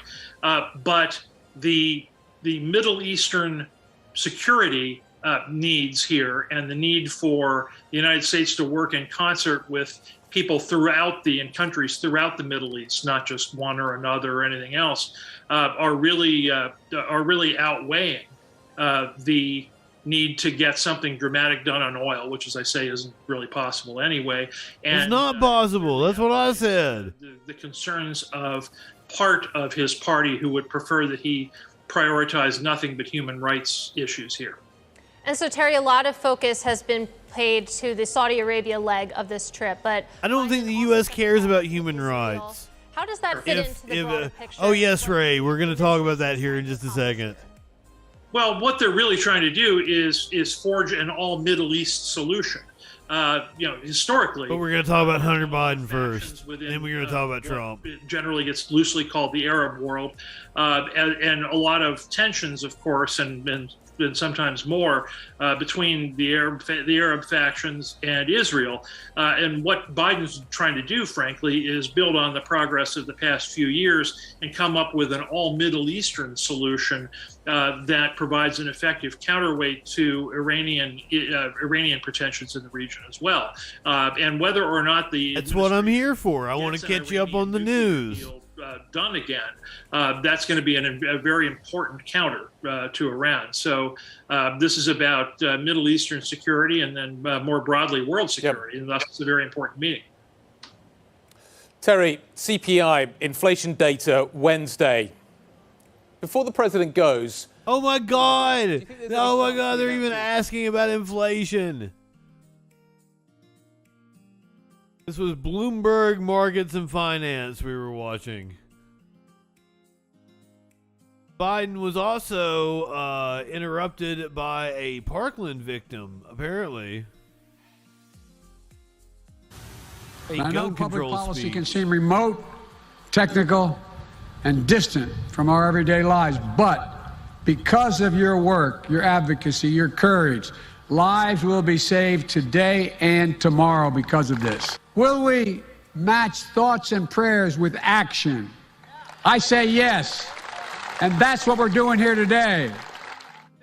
Are you? There's that sound. So during the ceremony, the president, though, was interrupted by a man who, according to the Wall Street Journal, is Manuel Oliver. He's the father, there he is, of a Parkland shooting victim. Make no mistake. Sit down, you'll hear what I have to say. If you think... I've been trying to tell you this for years. Let me finish my comment. Let him talk. Let him talk. No one... Okay? This new gun law toughens background checks for the youngest gun buyers, keeps firearms away from domestic violence offenders, and helps states use red flag laws to make it easier Doesn't do hardly anything. to take weapons from people deemed dangerous. I mean, I guess it's a step in the right direction. I'd rather hear what the Fox Los Angeles, you dropped the ball. You should have got an interview with the father of the Parkland victim.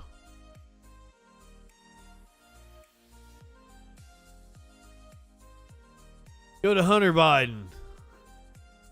This one is wild. 4chan users claim to have hacked Hunter Biden's iCloud account. Yeah, there we go. There we go. I can make it. 4chan users claim to have hacked Hunter Biden's iCloud account.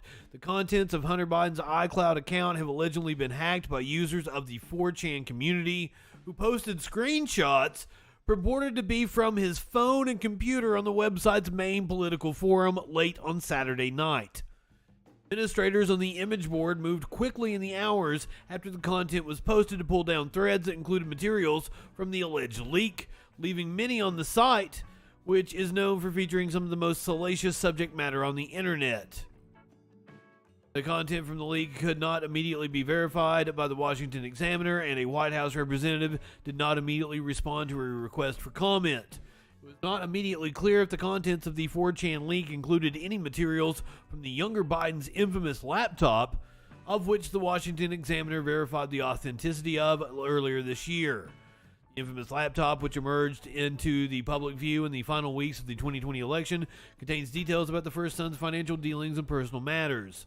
Hunter Biden's financial affairs, including millions of dollars worth of dealings and money transfers tied to countries such as Ukraine, China, and Russia, have been under federal scrutiny since 2018.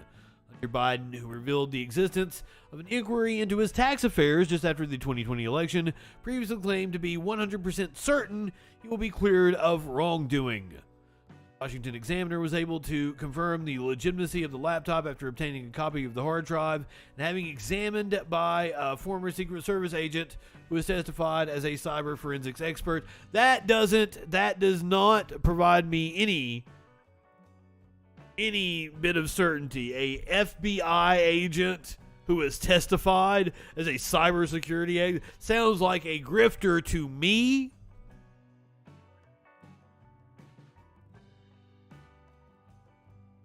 My analysis revealed that there is a 100% certainty that Robert Hunter Biden was the only person responsible for the activity on this hard drive and all of its stored data. Dimitrioulas revealed Hunter Biden's MacBook Pro was not hacked. The data contained on the hard drive is authentic. Based on the data examined, there was no manipulation of any photographs, emails, documents, or other user activity. I don't believe it. Also, I thought I was reading from the Gazette. I thought it was the Denver Gazette, by the way, but it was the Gazette, which was republishing a Washington Examiner article. The Washington Examiner is a little questionable as a source, just pointing that out. Hunter Biden reportedly called Jill.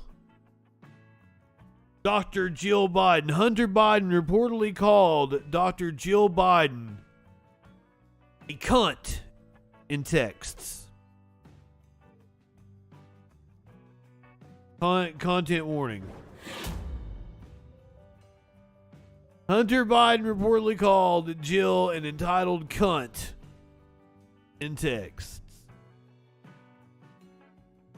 Hunter Biden called his stepmom, Jill Biden, a vindictive moron.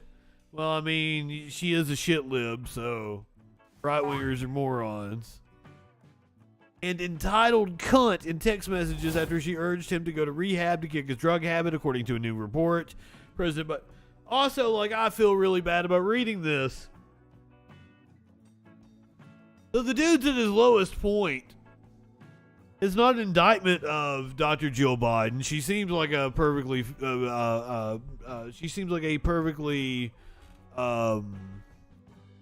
pleasant lady.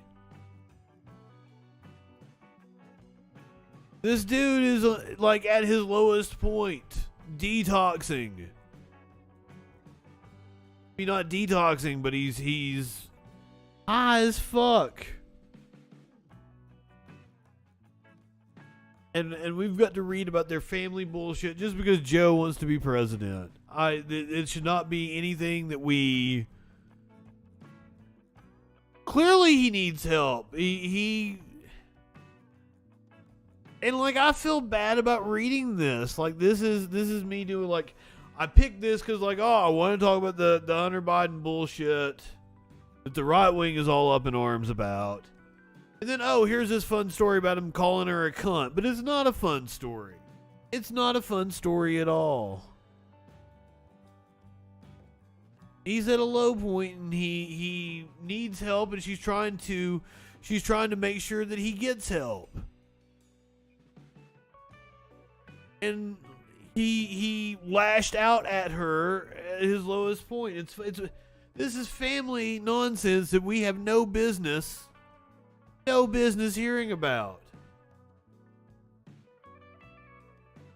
But also it's a train wreck and I can't look away. Fuck my stepmother for always being so as much of a selfish, silly, entitled cunt as you, he wrote to Haley as their brief relationship deteriorated. So he's saying that to his girlfriend or ex-girlfriend. He's saying that to his stepmom. He admitted to calling his stepmom a fucking moron, a vindictive moron. Text to his uncle, who is President Biden's brother. Hunter said he had raged to Jill that he was smarter than her. You do know the drunkest I've ever seen is still smarter than you could ever even comprehend, and you're a sick grammar teacher that wouldn't survive one class in an Ivy graduate program, Hunter said in the text. Jesus, fuck. So go fuck. She's a... God damn it. So go fuck yourself, Jill. Let's all agree I don't like you any more than you like me. Another text to his uncle. Hunter bemoaned that his own father allegedly hadn't visited him during his prior stints in rehab. Literally has never come to one, never actually called me while in rehab, Hunter wrote of his father. That's a little insane. Text messages were uncovered on an iPhone that was found backed up on Hunter's laptop from the laptop from hell. The revelations of the brutal messages emerged the same week. Hunter was repeatedly photographed alongside his father and First Lady in Washington. Yeah, Merkin, you're right. Like, the story does indeed humanize them. I feel more sympathetic towards Biden because of reading this. And I was just picking on him earlier. But hey, Hunter's not the only one that has bad things to say about Dr. Jill Biden. He's a frequent target on the right, and the Army has now suspended a general for apparently mocking First Lady Jill Biden on Twitter. Retired Lieutenant General Gary Volesky is suspended while under investigation for his reply to Dr. Biden's tweet about the Dobbs v. Jackson Supreme Court decision. On Friday, the U.S. Army suspended retired Lieutenant General Gary Volesky, 60, from his mentorship role after he replied to Dr. Jill Biden's tweet in a seemingly mocking tone. Volesky replied to the First Lady's June 24th tweet, which expressed her disappointment in the Supreme Court's Dobbs v. Jackson Women's Health Organization decision to overturn Roe v. Wade. Biden wrote, "For nearly 50 years, women have had the right to make our own decisions about our bodies. Today, that right was stolen from us, and while we may be devastated by this injustice, we will not be silent. We will not sit back as the progress we have already won slips away." Volesky's reply, which has since been deleted, reportedly said, "Glad to see you finally know what a woman is. This fucking general has been watching Matt Walsh." Sir, General, what was your name? Gary Volesky? Gary Volesky? Sir, if you like Matt Walsh, perhaps you should come over here and you should watch the Troll Patrol, because Matt Walsh said that I am a formidable voice in the culture. Justin Freakin, the formidable voice in the culture.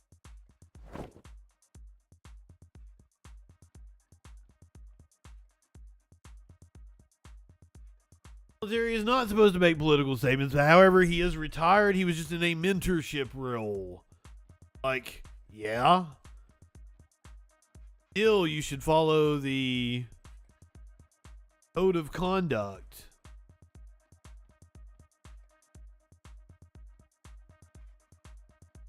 But you know what? Most voters don't want Joe Biden.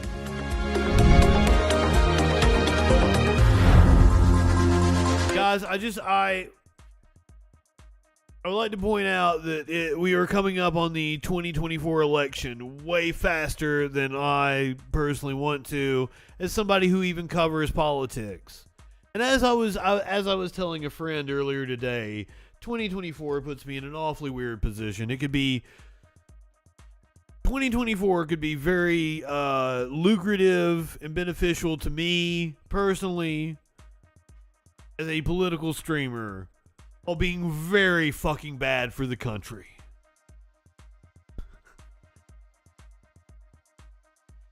And I feel really conflicted about it.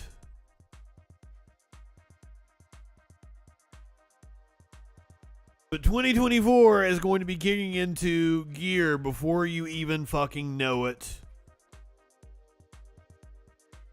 I expect a Donald Trump. I'm not going to leave the left. No, not at all.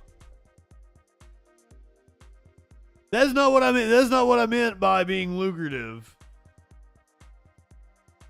And I just want to make enough money to be able to pay my bills. To just be able to stream full time. That would be nice. Make way more content. I would think it's unethical to make such disrespectful comments against the commander-in-chief's wife. You're still serving in the military. He is still the commander-in-chief. You're still supposed to show a certain level of decorum. It's the fucking military. We're the ones that can say fuck off to Joe Biden, and we do. We certainly do. Come on, man. Most voters do, apparently. Inflation still hot while the economy is cooling down, far from ideal conditions for President Biden. A New York Times poll revealing 64% of Democrats actually prefer a different candidate in 2024. Senior columnist Rick Newman is here with us. Rick, that is an ugly number. Is it time for Biden to announce he will not run and let this field begin to take shape? That ain't it's gonna not happen. Time for him to do that, even if that's what his plan is. Come on, man. Biden would instantly become a lame duck president with diminished political power if he were to say, I'm one and done, I'm not going to run again in 2024. My best guess is Biden will not run again, but everybody who's... What's your guys' opinion? Everybody in chat, what do you think? I think it's way premature. One of you, I think Twitch can create a poll. Somebody wants to create a poll. Do you think Biden is going to run again? Today would probably be 2023. Let's get through the midterm elections. Let's see what kind of Congress we have next year. And, the year prior to the 2024 election would be the time for Biden to say, I'm bowing out. But that poll you just mentioned in the Times today, I mean, there's just massive dissatisfaction with Biden, even among, I don't know why I'm stumbling here. I'm mimicking Biden in a way, even among people who voted for him. Wow. So kind of have buyer's remorse, and they want somebody they think is younger and more up to the job. And Democrats are not the only ones looking for an alternative. We're also seeing that President Trump's voters are showing more of an openness to DeSantis. What are we seeing there? Yeah, President Trump's political fortunes are clearly fading. Now, he still remains the most important figure in the Republican Party, but it's clear that there's a battle underway for what comes after Trump. And Trump, of course, wants to exert his political influence for as long as he can. Among other things, that's helping him raise a lot of money for his political action campaign, which gives him political power. And probably it also helps his personal businesses make money because of name recognition, and he's just out there. But we're seeing in the primaries already this year, there's a big fight underway among the Trumpy candidates who want to get the nominations, and in a few instances where Trump-backed candidates do either have gotten the nomination, so they will be running in the general election, or they seem likely to.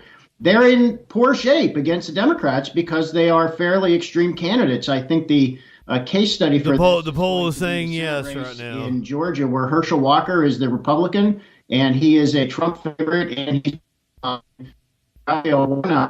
got elected for the first time in actually 2020 election. Oh, RB, I allowed your message. I'm sorry I didn't see it before. Looks like that's the kind of seat Republicans need to win if they're going to take control of the Senate, and it looks like they're going to have a lot of trouble doing that. So yeah, I don't think the Republicans take control of the Senate. I think it's possible they don't take control of the House if they fumble enough.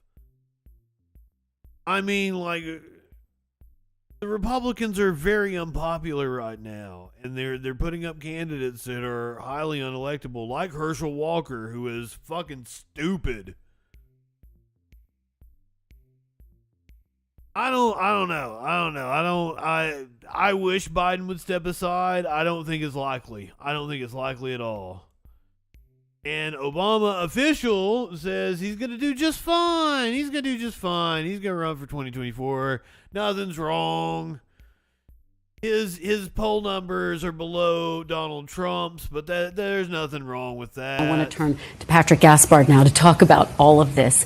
When you see those numbers, 3/4 of Democrats say they don't want President Biden to run again. What do you make of that number? Does that concern you about Democrats' chances? He ain't popular. Well, Kristen, there's so much to unpack here, and if I can, I'm going to push back a little on some of the assumptions that Mark takes away from the numbers. First, a lot of people suggest Michelle Obama, and working for a candidate named she's Bill Clinton in in 1994 in his midterm elections. 2/3 of all Democrats were saying they wanted somebody other than Bill Clinton to run in 1996. And you'll recall that Bill Clinton breezed to the primary nomination and, of course, won the general election that year. But he wasn't dealing with these concerns, this intractable concern over his age. But again, 2/3 of Democrats in those polls were saying they wanted somebody other than Bill Clinton, and he close. So that's one thing. The second thing here is, irrespective of that federal number that we're getting, the national number on Joe Biden, let's look at the head-to-head contest in state after state where the Senate majority is going to be determined. In Arizona, Pennsylvania, Wisconsin, Georgia, in all those places, according to... I mean, it was Obama that helped Biden become the nominee in the first place. And they're tracking far better than expected, and they're leading in all those races, unexpectedly. In the House races, in the generic ballot, Democrats right now are in a head-to-head tie with Republicans. They've closed the gap that existed some months ago. That's mostly, I think, as a... And that's what I was alluding to, that like it's possible that Democrats hold on to shit just because Republicans have been that bad. In a sense that Democrats did put some points on the board over the course of the last year. I would still say the most likely outcome is that Republicans win the House and Democrats keep the Senate. In the country. And I want to talk maybe to you even expand by a seat or two in the Senate. Senate. Let me just follow up with you on the president. When you see that number, 2/3 of Democrats who say they don't want to see President Biden run again, I have to ask you, are you one of them? Do you want to see President Biden? I don't. No, I'm being very. I definitely think he will. This president, he absolutely will run again. Healthcare, on the economy, on creating a sense of bipartisanship on things like infrastructure or the historic gun legislation that he signed into law today. Joe Biden has a choice to make. If he decides that he wants to pursue a second term, I and so many other Democrats will be enthusiastically supporting a president with those accomplishments. I mean, I guess I'll vote for him again. Don't compare me to the almighty. Compare me to the alternative. And if we remind folks that he's running against MAGA Republican extremists who tried to overturn the results of an election. I think Roe v. Wade is going to backfire on Republicans. Who have voted for none of the measures that have improved our job economy in this country. I think he'll do more than okay. But I haven't heard an answer to my question. Do you want to see him run? Is he the strongest Democrat to run in 2024 for Democrats to hold on to the White House? Clearly, according to that polling, he is in head-to-head contest against Donald Trump, who it appears is the leading candidate for Republicans in their nomination. He wins that fight every single day. So I'm going to back the still reigning heavyweight champion of the world. Even though no. Account the Electoral College. We want to make that very clear. That poll also doesn't take into account that that's an election 2.5 years from now, as opposed to the issues that most Americans are. It's going to come up on us. It's not even 2.5 years. To build a just society and to preserve our very democracy. We heard from President Biden today. I want to play a little bit of what we heard from him. This 2 years and 3 months. They just signed that bipartisan gun legislation into law. Let's take a look. We face. I won't be enthusiastic about it.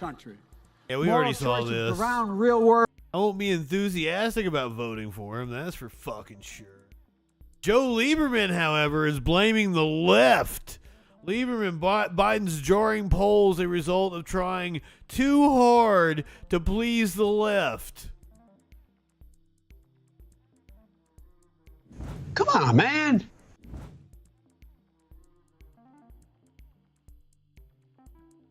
One of the most absurd things I've ever heard, but then again, it's Joe Lieberman.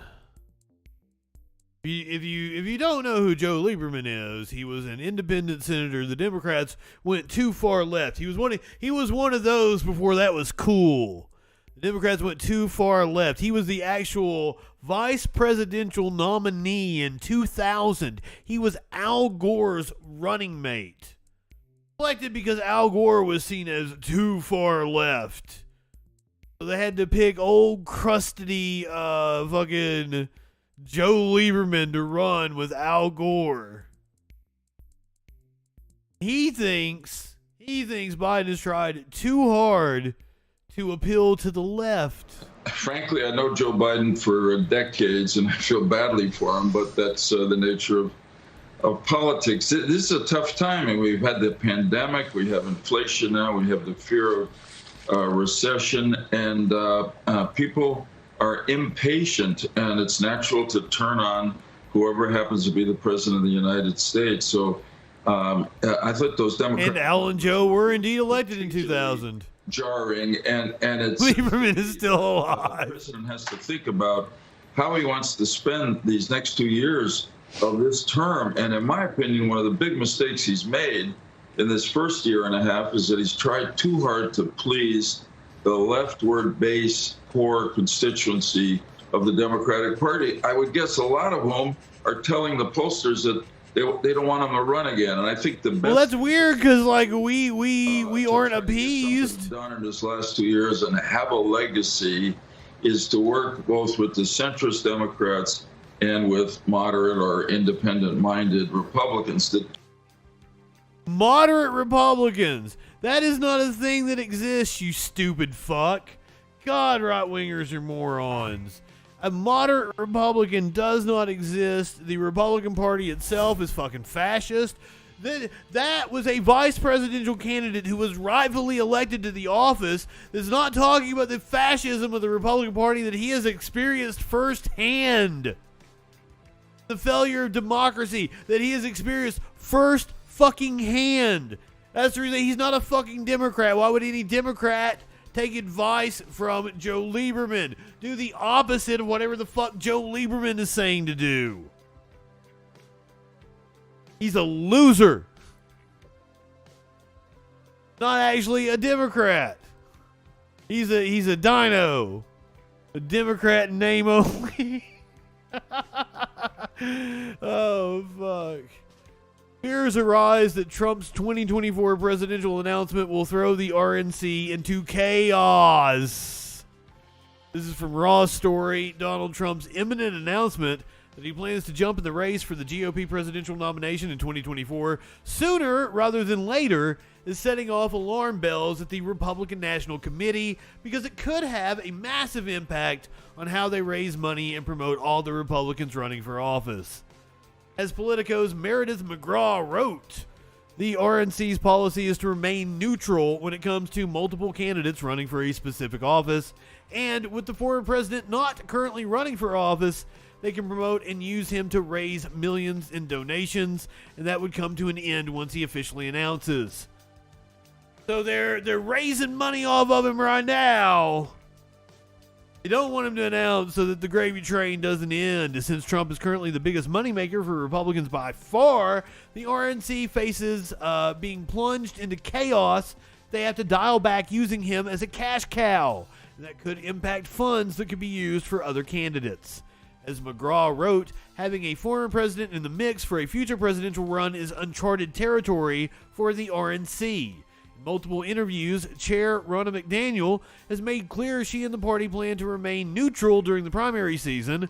In a sign of their commitment to not picking sides, the RNC passed a rule to bring back primary debates, giving candidates an equal advantage, and the presidential nominating process remains identical to 2016, among other things.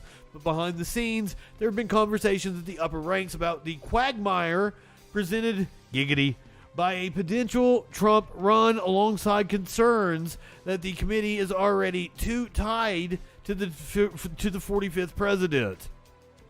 According to one GOP operative who works closely with the former president, I think Trump looks at the RNC as a wholly owned subsidiary, and he should.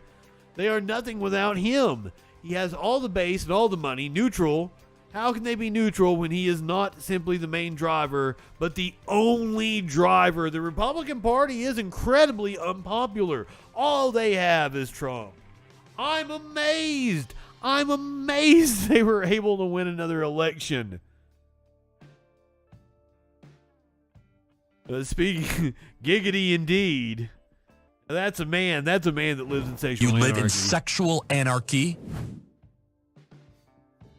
Job of the RNC is to represent all Republicans who are running for office all the way up. In the contested presidential race, they have to remain neutral and not take sides, or they are breaking their bonds with the members of the committee. I don't know what they will do if, for example, there's another candidate that runs and Trump runs again. I think he has tremendous control over the RNC. Add to that, McDaniel may have painted herself into a corner, saying in an interview last year, the bylaws of the party are you have to remain neutral. That's just the way the RNC's written. They win because they cheat. They cheat.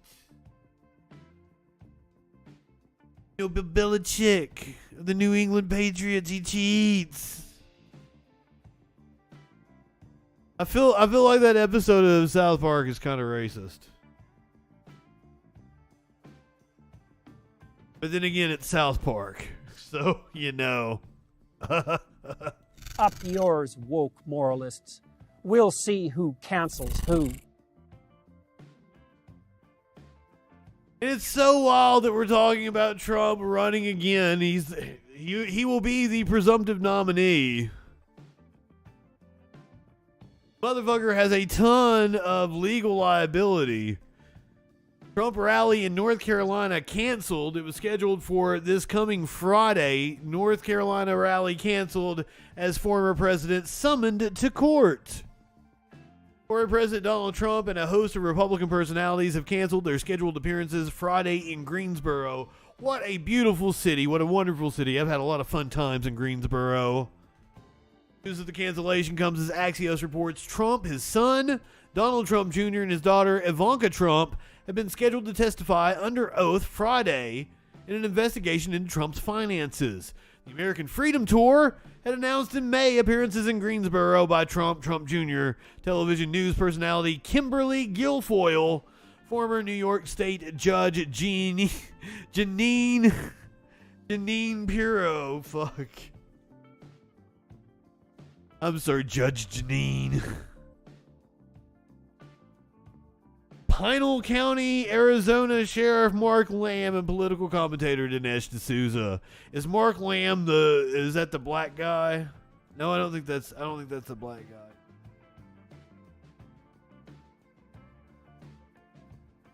Oh, that dude. Yeah, I know him. Fox News all the fucking time. All these sheriffs trying to get famous.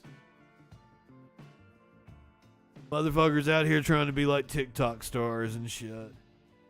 Hey, CNN says they have new footage.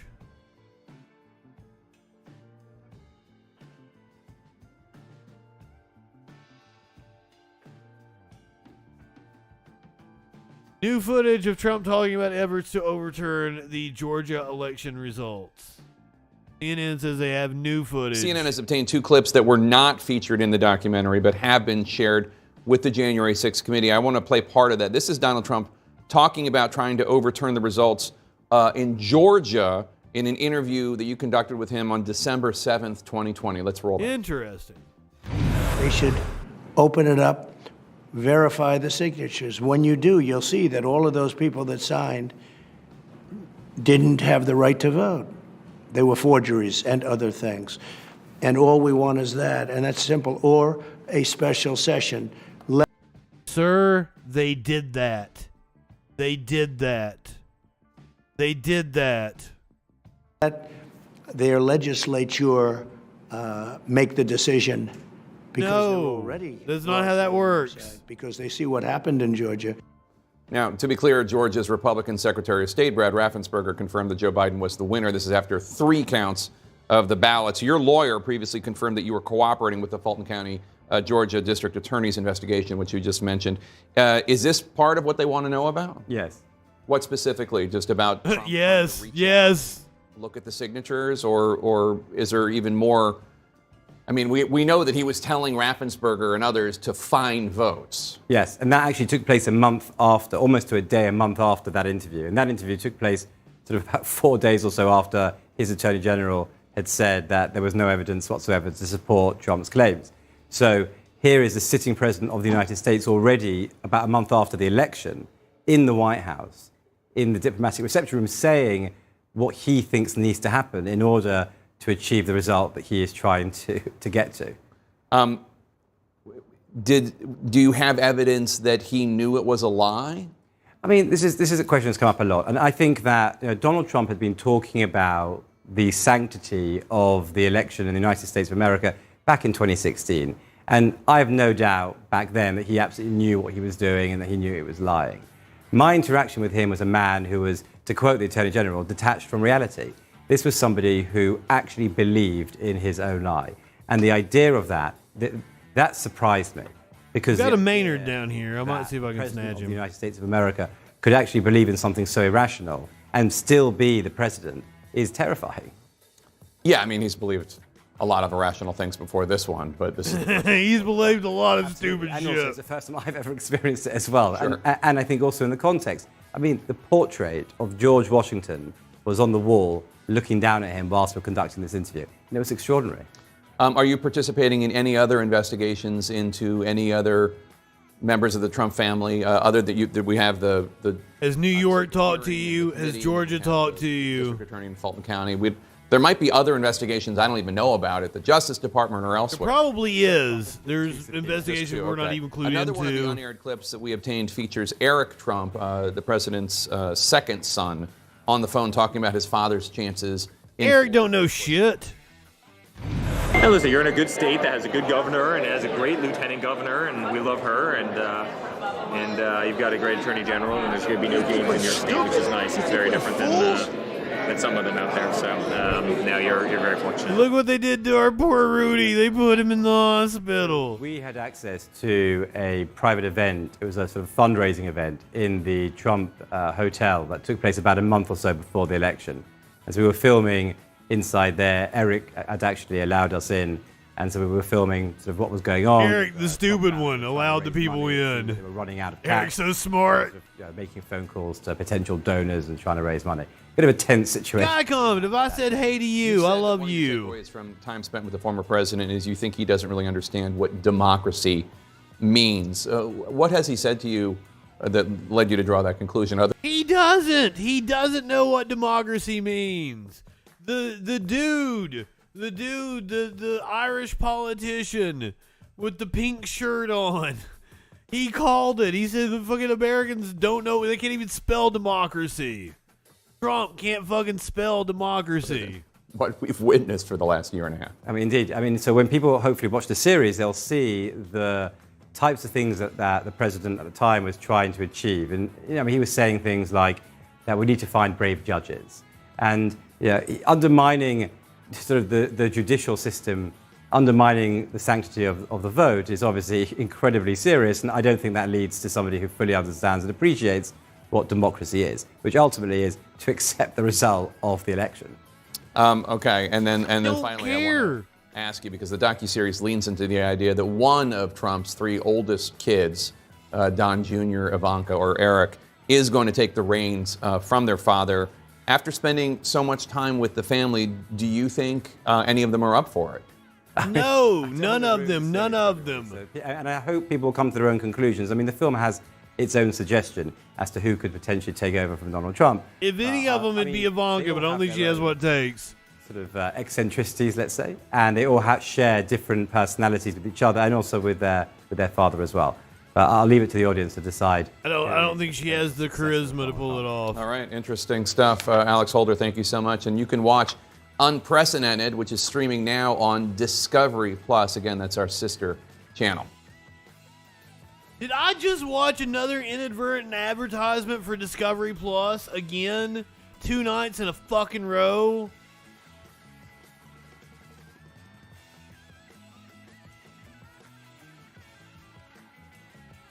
Jail time. Trump's sidekick Steve Bannon surrenders to panel. That's what we're talking about right now.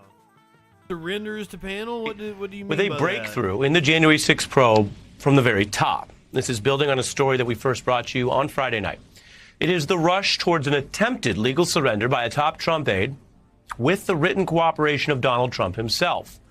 And if that sounds unusual, that's because this is the first time anyone has reported a story like this before, because you never have Trump involved. Indeed, while other Trump aides have testified about it did floor me that Trump wrote a letter for Steve Bannon. Trump himself weighing in writing, in what could be called a semi-cooperative or arguably cooperative fashion. I'll explain. Bannon knows where the bodies are buried. If there's anybody that Trump wouldn't turn on, I guess it's Bannon. Stakes here. Trump can't write, so Trump didn't write the letter. Most aggressive and decisive legal victories as White House veteran and 2016 campaign chair Steve Bannon makes this move at an attempted partial legal surrender. He is offering a type of last-minute bid to try to cut a deal and cooperate with the January 6th committee. Is that what the headline meant? When it said surrenders to the committee, I thought he's saying that now he will deal with he's in custody or some shit. No, I knew this. Do so, despite the many months of defiance that we've all experienced if you follow the news. Bannon even arranging a letter from Trump himself which aims to explain this huge reversal. And the bottom line here, we did this story last night. Is, you're not telling Ari Melber, you're not telling us anything we don't already know. But now we are setting up for tomorrow's January 6th hearings. Here's what you have to expect. It's a big week for the House committee probing the Capitol insurrection. Former Trump strategist Steve Bannon has told the panel that he is willing to testify. He had refused to cooperate with lawmakers until now, but the Justice Department is casting doubt on the sincerity of his offer. Meanwhile, the committee is gearing up to hold 2 more hearings this week. Scott McFarlane is following all of this on Capitol Hill. The next hearing is set for tomorrow. This committee is riding a wave of new momentum. The weekend began with a marathon interview with a key witness, and the weekend ended with another key witness talking about a possible appearance. Yeah, we haven't even heard the revelations from Cipollone yet. January 6th and facing contempt of Congress charges, former Trump aide Steve Bannon says he's now open to testifying at a public hearing. In a letter this weekend, former President Bannon Trump knows says where the bodies are privilege buried. to do Bannon is the so one and person slam the committee that as Trump will political not be able to thugs turn and on. hacks. But I expect that we will be hearing from him, and there are many questions that we have. Representative Zoe Meanwhile, Lofgren. the committee says it's armed with new insight after Friday's 8-hour interview with former Trump White House counsel Pat Cipollone. He claimed privilege on conversations that related to the advice he provided directly to the president or conversations with the president. But I think we still got a lot of relevant information from him. Tomorrow's hearing focuses on the mobilization of the mob, and Maryland Democrat Jamie Raskin told Face the Nation the committee will also make revelations about a White House meeting December 18th, 2020, between Trump and outside advisors in which the seizing of voting machines was discussed. The next day, the president tweeted, "Big protest in D.C. on January 6th. Be there.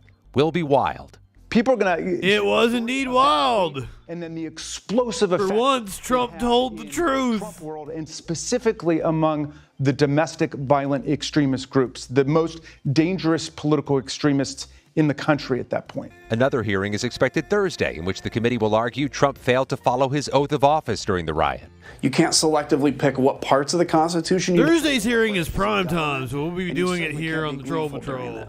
Okay. My father, he's very honest. Documentarian Alex Holder has already released his video of Trump's final days in office to the committee. And Holder told Face the Nation... Am I seeing yet another Low-key ad for Discovery Plus hidden in this CBS News. The film, which was released this weekend, shows Trump doubling down on election claims on January 6th and talking about a crowd he helped enrage. It was a day where there was great anger in our country. The people went to Washington primarily because they were angry. I appreciate that, Cicero Phil. They think was rigged. About Steve Bannon's offer to testify before this January 6th committee. In an overnight court filing, the Justice Department says it's not genuine. It's an attempt to avoid accountability at a forthcoming contempt of Congress trial. And they say Bannon has still not produced the documents subpoenaed by the committee. Vlad, Anne-Marie. All right, Scott. Bannon's still being Bannon. CBS News congressional correspondent Nicole Killian is joining us now with more on tomorrow's January 6th hearing. So, Nicole, good to see you. What are you expecting to hear tomorrow? Bannon gonna Bannon. Well, a couple of things. I mean, the focus will obviously be on these domestic extremist groups like the Oath Keepers, the Proud Boys, and really take a look at whether or not there was coordination between the White House in the run-up. Fucking Proud Boys. 6. Committee members have also, as you heard in Scott's piece, point to that tweet that former President Trump sent back in mid-December promoting this rally and protest, saying that it's going to be wild. And in the words of one committee member, they say that this was almost like we did it live here on the stream. It was indeed wild. Groups. And so I think you will hear the committee kind of lay out. Rewatching it on the 420 anniversary special, that was wild. And what roles, again, they may have. Battle Opossum, you're back. January 6th, but we'll also be watching to see if the committee rolls out any of its interview with former White House counsel Pat Cipollone. He sat with the panel for some. Is everybody just saying it different, or am I fucked up? Do I say it wrong every time? And that Cipollone did provide relevant new information that could play a central role in these hearings, demonstrating. Cipollone sounds like a type of meat that you would get on a deli sandwich at a hoagie shop. Give me some salami, pepperoni, a Cipollone. Thinly sliced Cipollone. Yes, Virgil Rugg. Chop. The former president's dereliction of duty. They also say that he corroborated some of the testimony that we heard last week from it's a pretty gold bandana. Cassidy Hutchinson. So it's possible those clips could be rolled out as soon as tomorrow. He brings it up, so I'm gonna pause it and I'm gonna talk to you guys. Hey, I almost shaved my head. I've been thinking about it for a while. Almost shaved my head with the move. I've been gone for a little while. I like this look. I like this look an awful lot. I like me. All my promotional shit is me with a bandana on with long hair.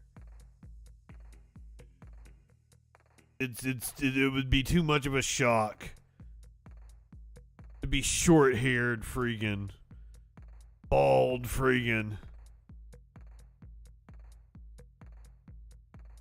Up yours, woke moralists. We'll see who cancels who. Just shave under the bandana. I've been bald before. I've done every hairstyle imaginable. Hey, Justin, are you trolling? I will shave my head if Trump gets arrested. I have faith that's never going to happen.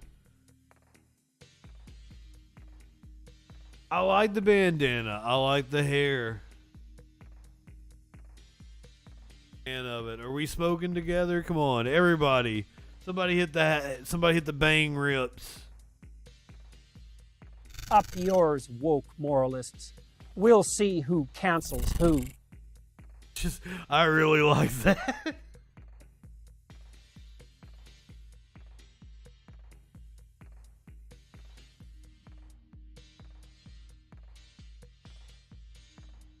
Showing off some of the new graphics I've made. Come on, man. Here, you gotta do the. I can't do it on Restream. doesn't work when I'm on reset. You do bang rips. Boom, yeah. Cicero got it.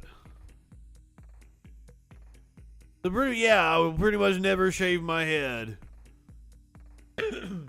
It's probably got a cooldown period, Opossum. I don't know what the fuck it is. I set that shit one day and I just forgot about it. Hey, if somebody's watching me and you're not following me, follow me. Let's see if my follow thing works. If you're watching the stream right now and you're not following me, give us a follow. I'm sorry I don't have YouTube set up yet, but YouTube is also interactive. I just have to log in and set everything up. I don't have Twitch set up for everything. Like, shit keeps fucking up with stream elements. Stuff that's supposed to be on the stream. I don't know why. I tried to give you interactive shit. It don't work for some reason. Fucking shit. Guess everybody that's watching is already a follower.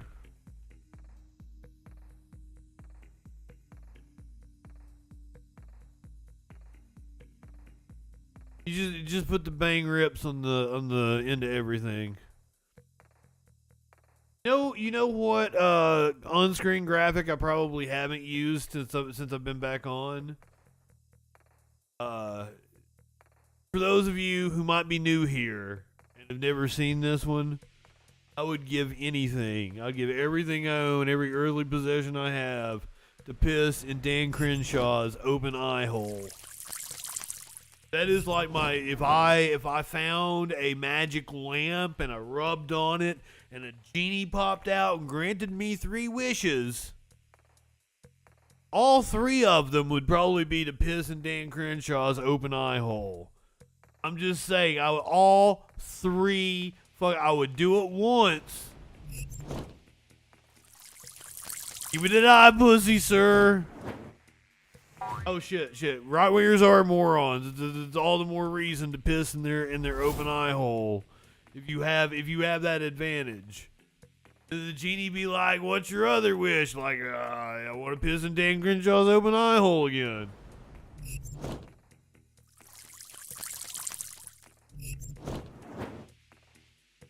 And then the third one. See, resubbed. Virtual wrong. Thank you for the resub. But like fucking,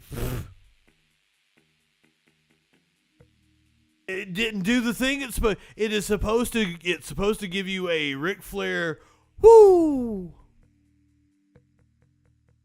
Supposed to give you a Ric Flair woo. Supposed to smack you across the face and tell you, "Good boy.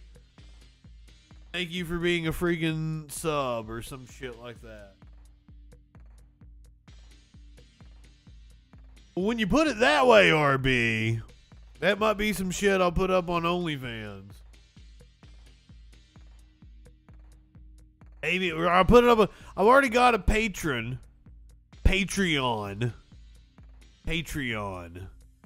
Ric Flair has consistently disappointed me over the last 10, 15 years. Just over and over and over again.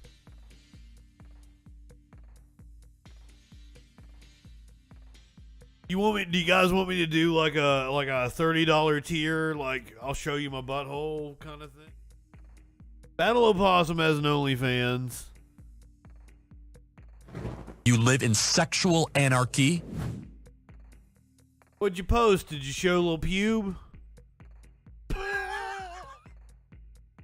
What you got? I ran somebody off with that. Well, good riddance. You don't want to live in sexual anarchy with me.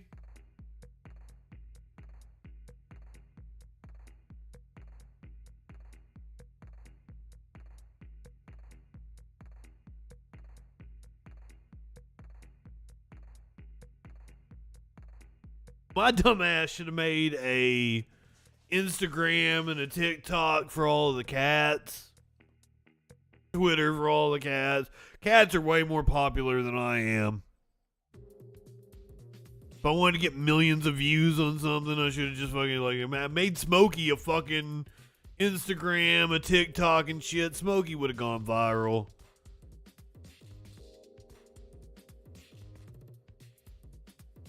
Ooh, he's pulling his dick out.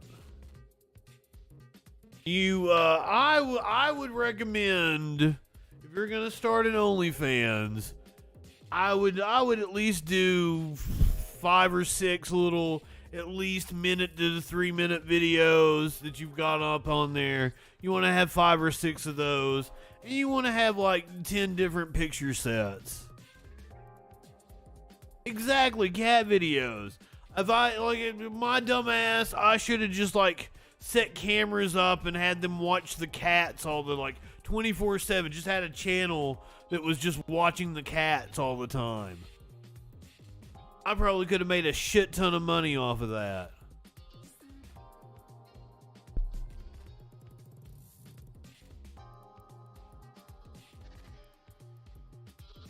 If I had life to do over again, I'd do many things. One, I'd be a lawyer, because the broadcasting degree was awesome and fulfilling for me, but I could have done everything that I'm doing now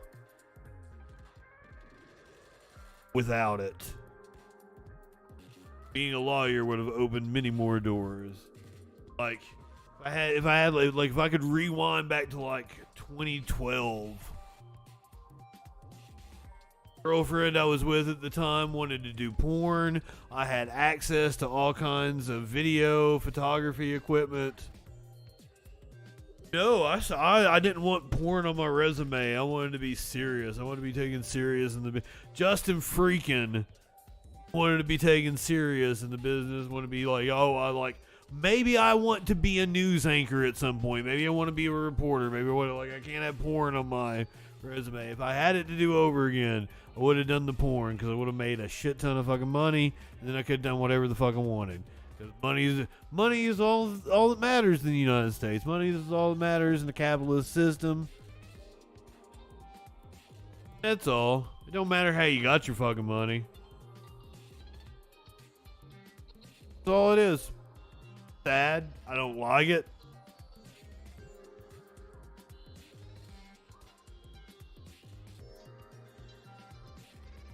That would be awesome, Flash. Seriously, put a GoPro on your cat. Shit like that I'd watch. Should have made cat-friendly videos. Cat-friendly videos. Fucking... Should have done porn. I was working at a strip club and shit. Had other women got involved. Everything was set up for me to succeed doing porn. It would have been before OnlyFans. So if we were right at the beginning of OnlyFans, the mini vids trend and all that shit. I should have done cat videos. Oh, everything is a shoulda done. I should have done this show when I was in college, right? I should have tried to get the best equipment that I could to do a show like this.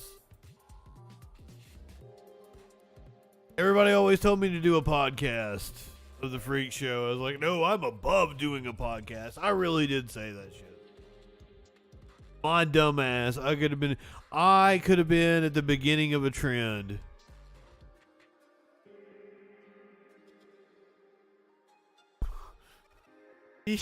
Sending me the Facts of Life lyrics. I could have been on the cutting edge of a media trend, but no, I was snobby. I was old media. Trained in radio, and I was above all of that shit. My God, how stupid was I? That's another reason why I have perspective. When I'm hearing about new things, I'm far more open-minded about it, because boy, have I been stupid by being closed-minded. Still doesn't mean that Bitcoin is a good idea. Think I'm pretty right on that one. Now, once again, if I could go back to 2012, I would have a good computer so I could do streaming, but I'd also be using it to mine Bitcoin. That's when you could do it with a home rig and you could actually make some fucking money. Once again, this is hindsight 2020, right?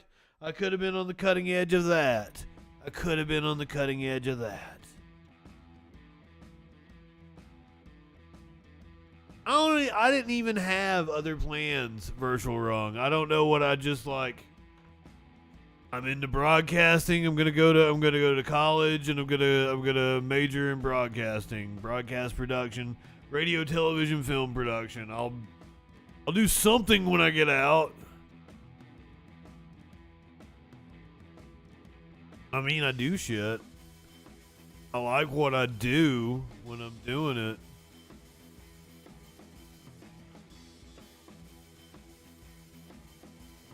Need to do more voiceovers.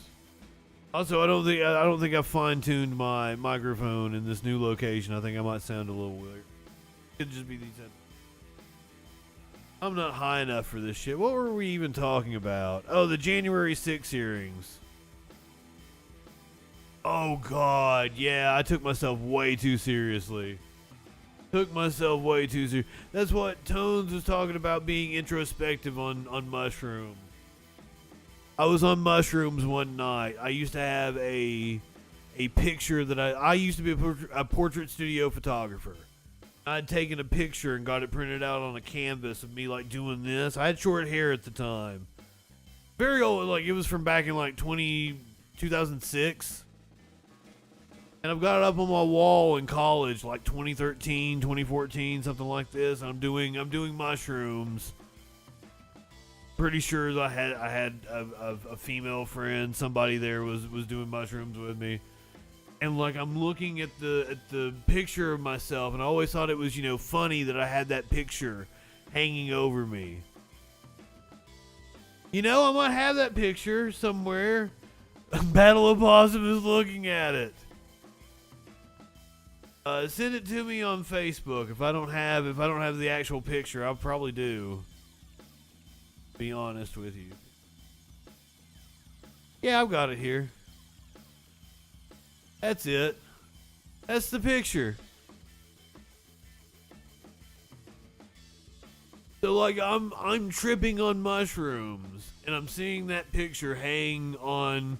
It was on like the fire detector, the fire alarm detector or whatever.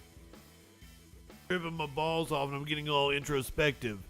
I'm like, I always thought that picture was like a joke on people that came over, like, haha, look how vain I am and everything. But like, really, it's a joke on me. Like, that's stupid. I take myself, like, I was still calling myself Justin freaking Mullins. Like, that was the downfall of Justin freaking Mullins there. In the birth of Justin freaking. That time I was on mushrooms and I was looking at that picture. That's when I decided I took myself way too seriously. But I do love the Fu Manchu. I really enjoy. I think I had a fight with a girlfriend, the crack whore. I had at the end of the 2000s. I had a pretty bad drug problem, and I had a girlfriend that was a crack whore.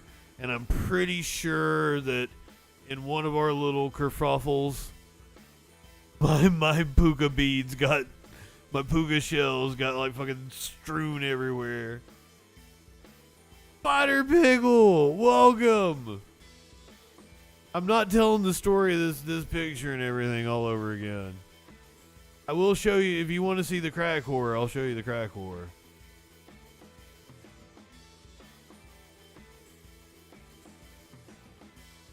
Not in this folder. Oh, do I have? I have just a folder of X's.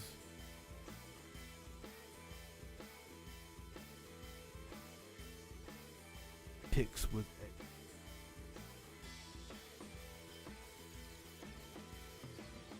Me and the don't. Me and the crack whore, circa 2008, probably 2009, maybe.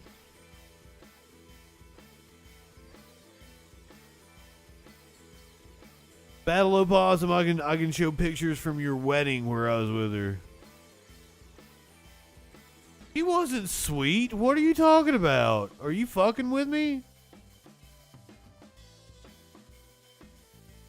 Wasn't sweet at all. She could be nice. Like she was fun to hang out with sometimes.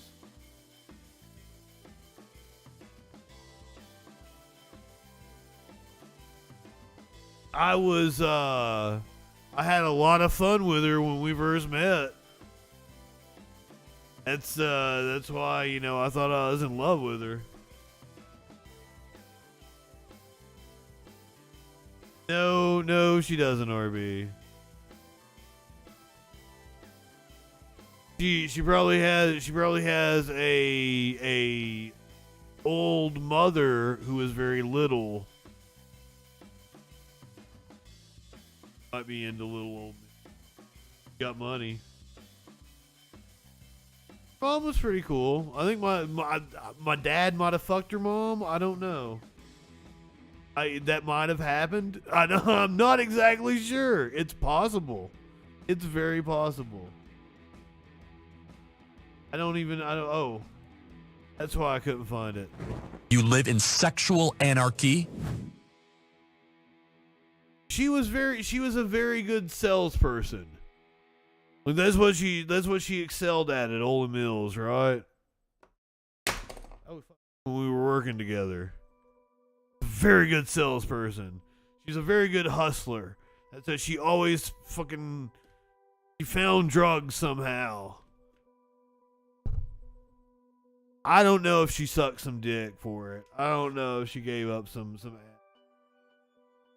It's possible. I wouldn't put it past her. That's why I call her the crack whore. But I mean, also we did kinky shit together as well. He was always nice to me, he said. Up yours, woke moralists. We'll see who cancels who. I really like that one. All right, so tomorrow's testimony, which I still didn't get a time for. Accused January 6th rioter who warned of possible civil war is expected to testify to the House committee on Tuesday. Ohio man who accused Joe Biden. Oh, fucking shit. It's ABC. I'm going to learn my lesson and not use ABC anymore. The Ohio man who has accused Joe Biden and other Democrats in the mainstream media of treason is set to testify in a public hearing Tuesday before the House committee investigating the attack on the U.S. Capitol. The hearing is expected to focus on the rise of radical extremism in the United States. A former spokesman for the Oath Keepers militia group, Jason Van Tatenhove, will also be testifying on Tuesday. In court documents filed last month, Aries acknowledged that the day before the riot, he drove to Washington, D.C. to protest Congress's certification of the 2020 presidential election.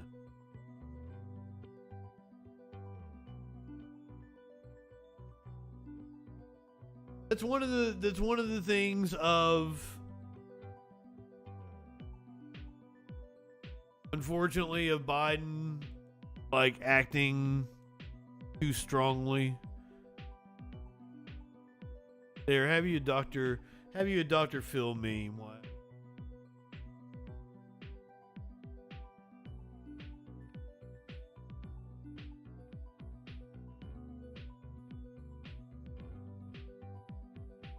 Need to unload memes from my phone for my meme database. I haven't had computer access.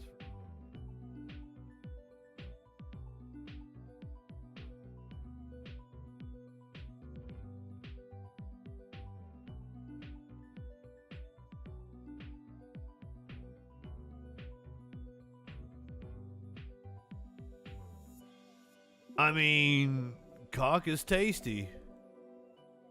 Cock is yummy.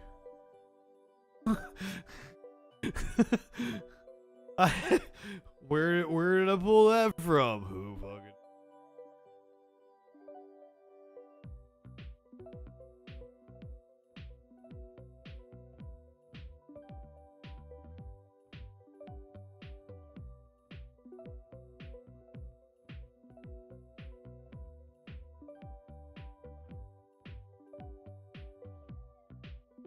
I can always pull out the classic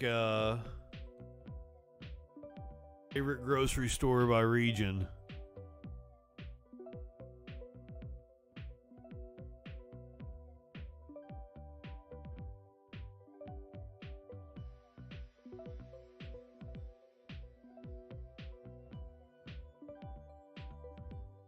I know you guys love shopping at Turtlebees.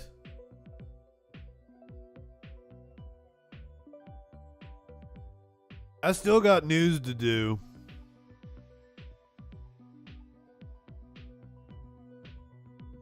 There's news afoot.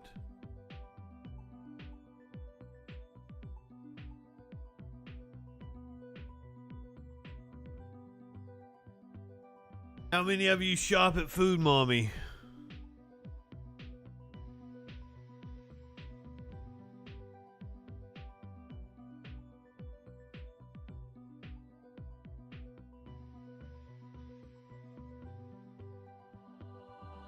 The Pacific Northwest. Oh god, fucking. So for those of you who have never heard this story, Sparkles sent this to me, and I said that's not funny. But here's the thing. Everyone's reaction to it has been hilarious. Oh my god, start craving. That's what makes it fucking great. Because Kroger is the only real one.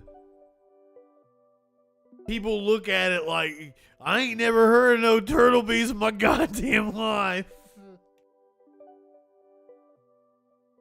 It's like the comments that people leave on it are just fucking hilarious. And every time I have brought this up, like, we've done this bit on the Freak Show like fucking 20 times. Every time I bring this up with Sparkles, we get 10, 15, 20 minutes of content out of it. Of us just talking about this fucking meme. and the I ain't never heard of a Turtlebees in my goddamn, like, that was one of the comments on Facebook. Spicy Town. Yeah,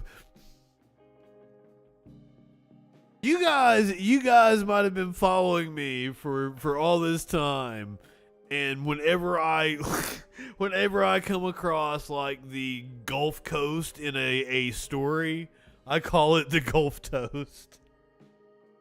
Or when it says Pacific Northwest, because like that happens, like, you know, fucking heat wave in the Pacific Northwest. I always say Pacific Northwest.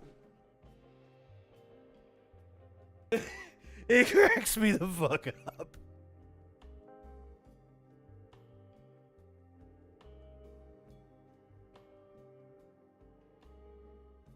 Is that even the Dakotas? Gweps.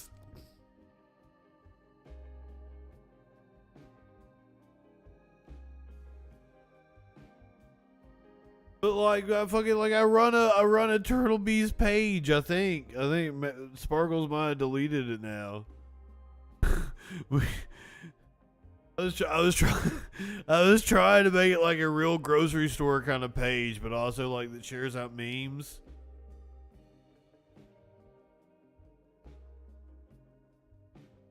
The plain plains. You got the Great Plains, and then you got the plain plains.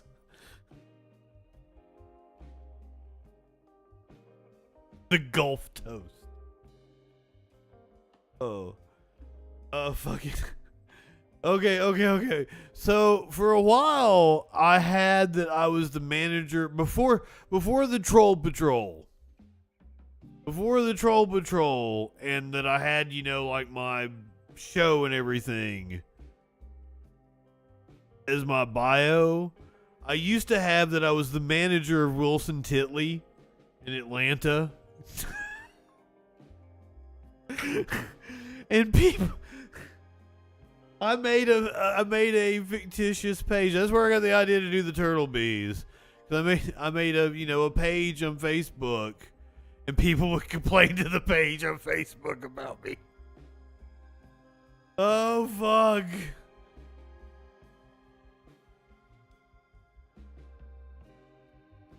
Because I was the manager at Wilson Titley.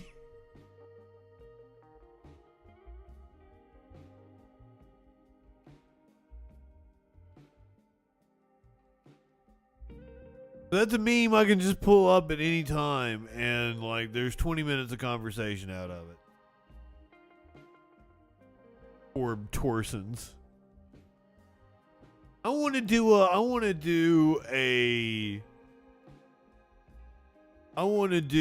a show based on this meme. You have this one giant conglomerate that owns all these different little mom and pop grocery stores that have a few locations in these areas. And the local population like fights like any kind of change to corporatize it and shit. One season we're in the Pacific Northwest. Next season we're down in Spicy Town.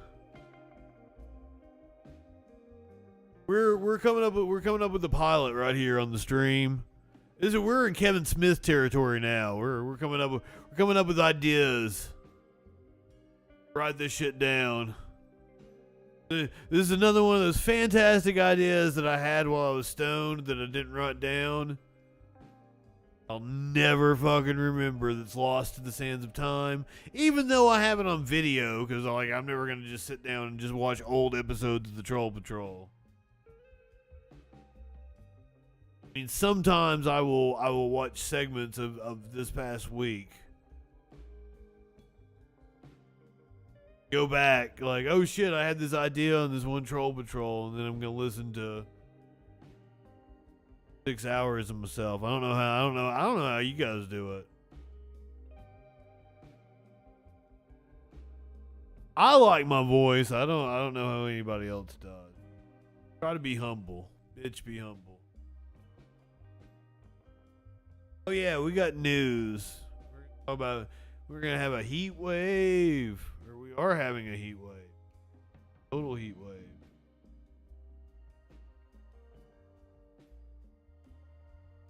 On around here. Just around here, but over in the UK. Temperatures rise to 32 degrees Celsius amid extreme heat warning in the UK. The Met Office has issued an extreme weather warning for Sunday as temperatures climbed to 32 degrees Celsius on Monday. God damn. Why is Britain backwards on shit? Because this was published today, 8 hours ago on the BBC. Rare Amber Alert covering much of England and Wales is used to warn people of potential. Maybe it's all the way until next Sunday. 89 degrees Fahrenheit. But once again, when you get people up in Canada, that's really like they're not equipped to have like fucking air conditioning and shit like places that are equipped to have, you know, fucking 90, 100 degree weather.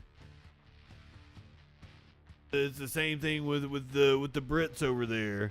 89 freedom units. Comes as well as had its hottest day of the year with 28.7 degrees Celsius.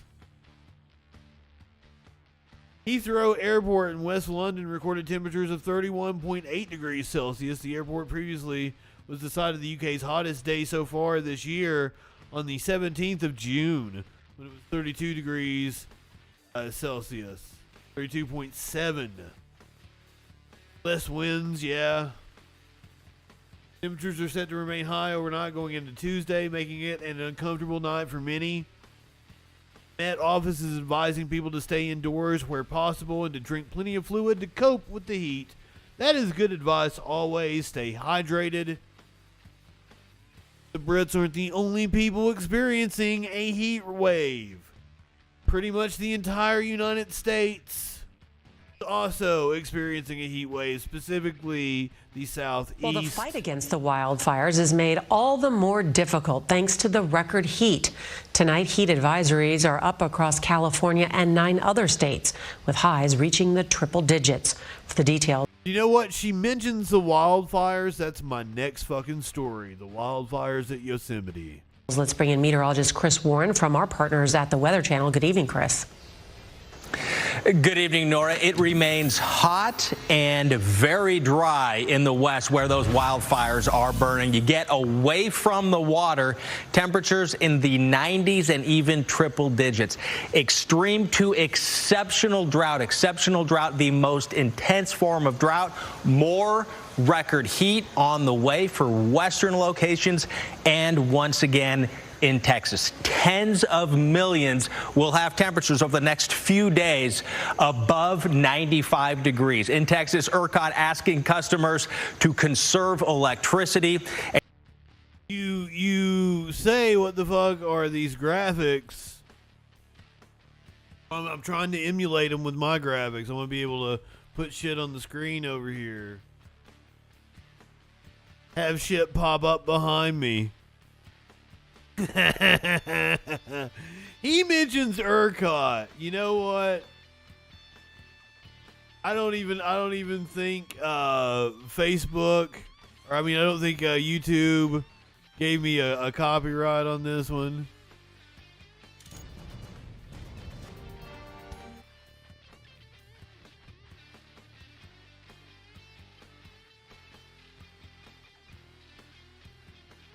Hold on, let me do this instead. Background movie back. Yeah. Then I'm gonna pull up a VLC media player. We'll use it to play the freaking news. I want to plug the freaking news from this morning because I really enjoy the freaking news. He mentioned ERCOT. That's what the freaking news was about.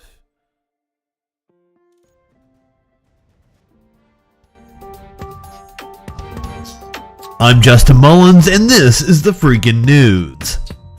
The Electric Reliability Council of Texas, ERCOT, which operates the state of Texas's electric power grid, has warned of the potential for rolling blackouts on Monday. ERCOT said in an sorry I blasted you there on its website that the state faces a potential reserve capacity shortage with no market solution available. Record temperatures are expected across much of the state on Monday. Freedom blackouts. ERCOT also issued an appeal on Sunday night, asking residents and businesses to voluntarily conserve power on Monday afternoon. I want it into the evening due to the extreme heat. I think they're gonna do better on TikTok. I am Justin Mullins. Have a great freaking day.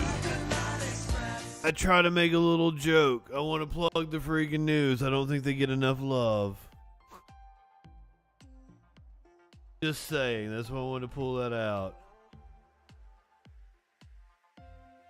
ERCOT was what we talked about this morning on the freaking news.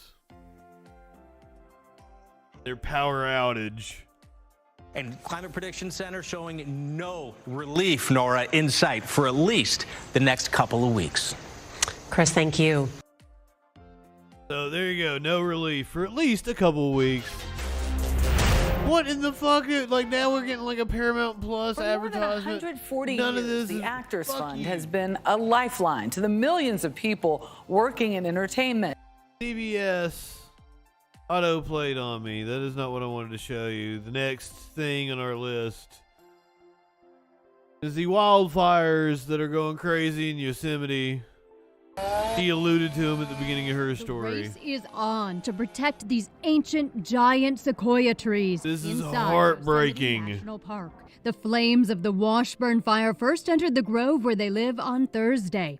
They're very close, and they're right around it. And so what we're doing right now is we're doing a combination of cutting fire line, looking at burning out some other areas, but around the giant sequoias. The park says it thinks mitigation efforts will protect the trees from major damage. And part of the reason they've survived for millennia is they can handle smaller blazes.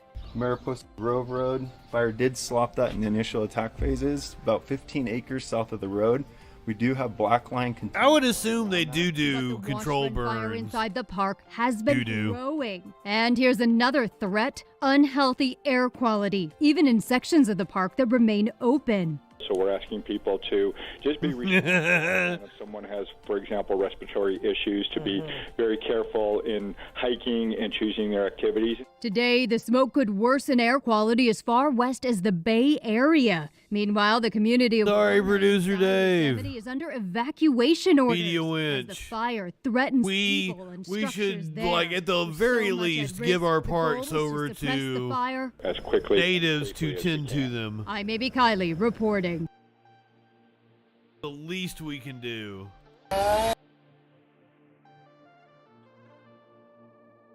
It's sad to see those sequoias and what might happen to them. But hey, scientists at MIT think they might be able to reverse climate change.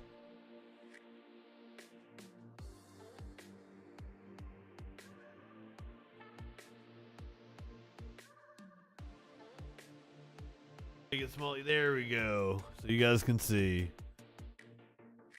Still working on getting my monitors worked out here. MIT scientists think they've discovered how to fully reverse climate change. Doubt. Scientists at MIT think they may have finally figured out a way to reverse climate change, or at the least, help ease it some. Ease it some. Are they mining ice from a comet? The idea revolves heavily around the creation and deployment of several thin film-like silicon bubbles. The space bubbles, as they refer to them, would be joined together like a raft. Once expanded in space, it would be around the same size as Brazil. Bubbles would then provide an extra buffer against the harmful solar radiation that comes from the sun. Space bubbles. They want to use space bubbles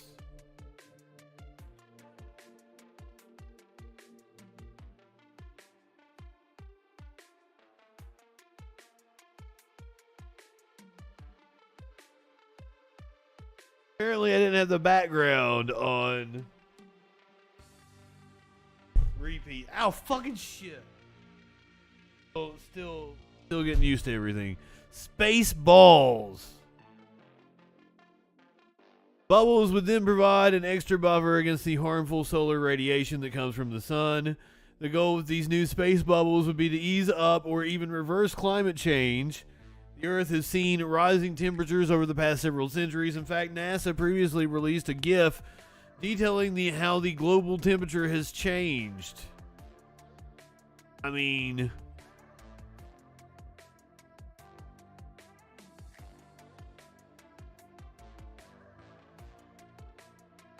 here we go. GIF.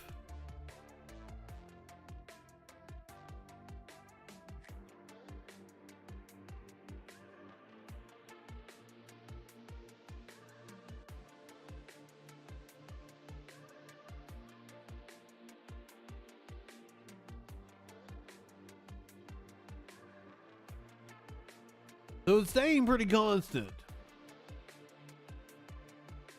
Coming up around the 40s and 50s. That's when we start to veer out a little bit. By the 1980s, it starts going fucking wild. Oh my God.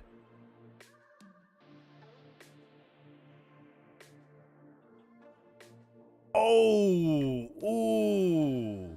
When you put it like that.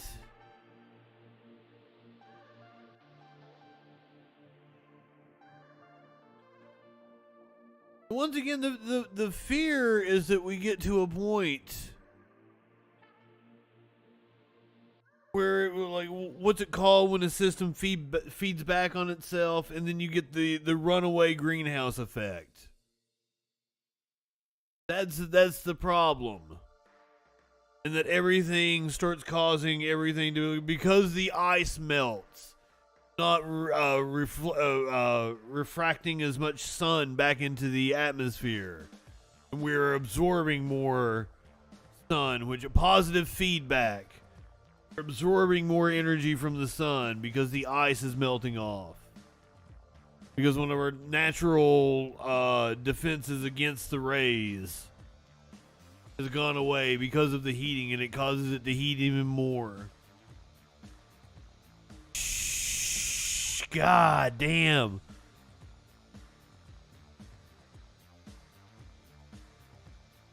That ain't fun.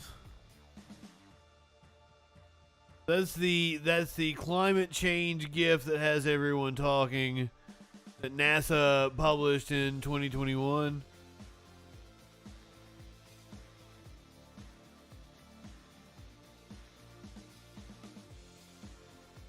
There's also the fact that scientists just discovered yet another hole in the Earth's ozone layer. Yes, oh my god, I had that fucking story. I should have put that on the docket for tonight. As such, finding ways to ease or reverse climate change continues to be a high priority for many. The new plan is based on a concept first proposed by astronomer Roger Angel. Angel originally suggested using a cloud or small spacecraft to shield the Earth from the sun's radiation. I'm sorry, but these fantastical ideas for how to reverse climate change are bullshit. The easier way is just to cut fossil fuels, to get off fossil fuels. Bullshit. Oh, this is just more of a scam. It's more grifters. It's more people like Elon Musk promising shit they can't deliver. Apparently Uber is now being sued, promising shit it couldn't deliver. Because of course, all of House of Cards is all based on bullshit. Our current economy is 100% based on bullshit, shit they can't deliver. Tesla is worth what it's worth because of the promise of self-driving cars, which they are nowhere near delivering.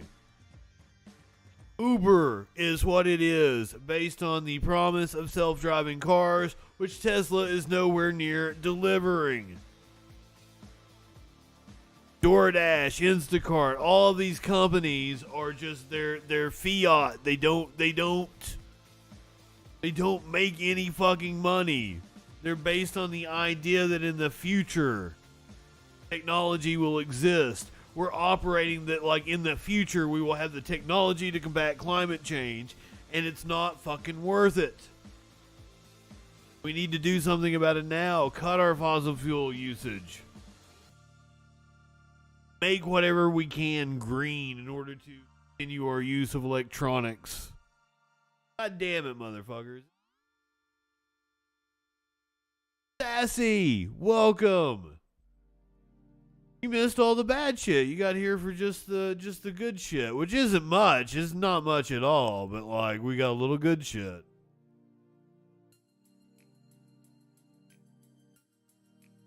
NASA's James Webb delivers the deepest infrared image of the universe yet.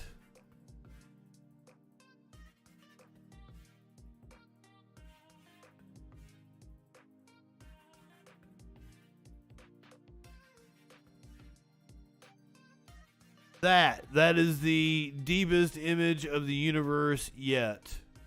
We have yet seen.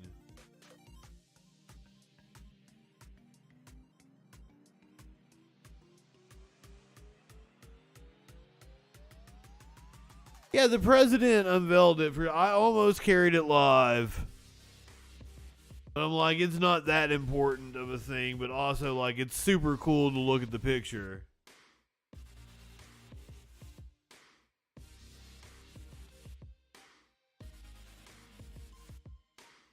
Those are galaxies. This is our deepest look into the universe yet. This is NASA's Webb delivers deepest infrared image of the universe yet. Those are whole fucking galaxies.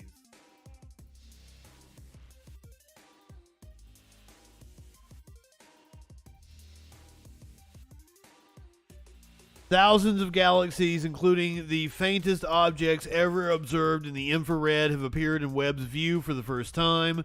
This slice of the vast universe covers a patch of sky approximately the size of a grain of sand, held at arm's length by someone on the ground.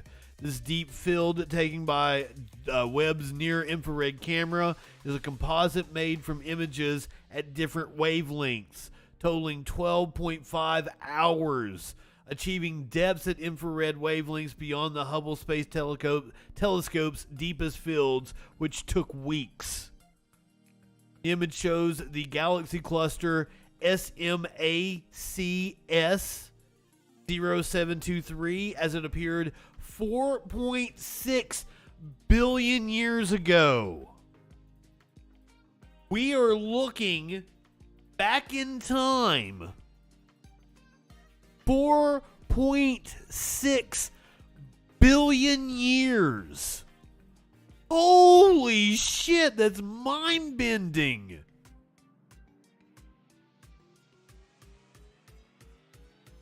My God, that's cool. I don't know which is this the object that we're looking? Or is it one of the more faint objects in the background? One of these fuckers might be like the furthest out object they've ever recorded, and it's the one that we're looking. 4.6 billion years back. We're looking back in time. 4.6 billion years. Oh, yes. That means Doppler effect.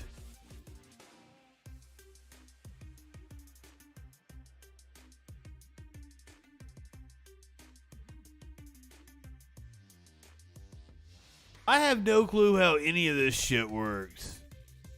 All of this is just a bit like... This whole picture that we see right here, all of this... It has to be, like, just fucking teeming with life. But it's so goddamn far away from us. There's no way we're ever going to talk to any of these people. Not people. They wouldn't be people, would they?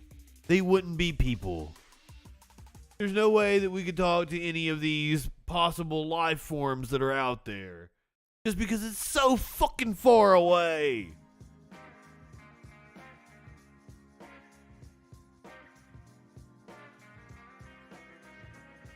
Yeah, that's what I wonder if like these little faint dots, those are actually galaxies. I mean, wormholes, that's once again, that's theoretical. What happens when you go into a wormhole if you find a wormhole? Are you volunteering to going into the wormhole? Okay, here's an interesting question. If you had the opportunity, would you go into outer space?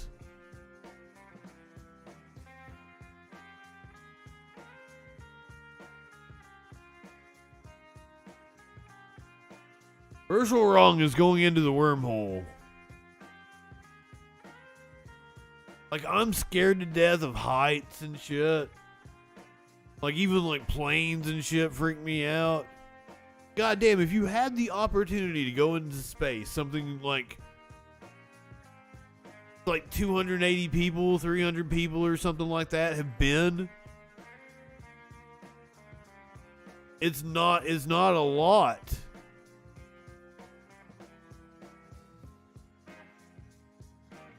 So I don't like...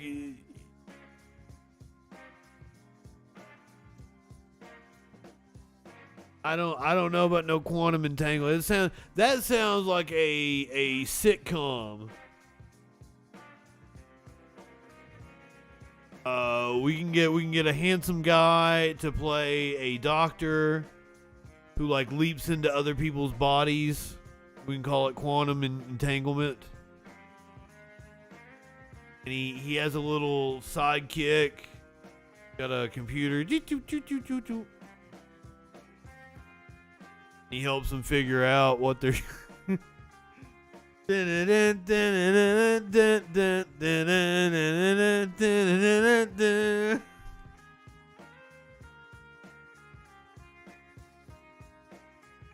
I'm sorry, I fucking love Quantum Leap. Ziggy! I am amazed they haven't rebooted it yet.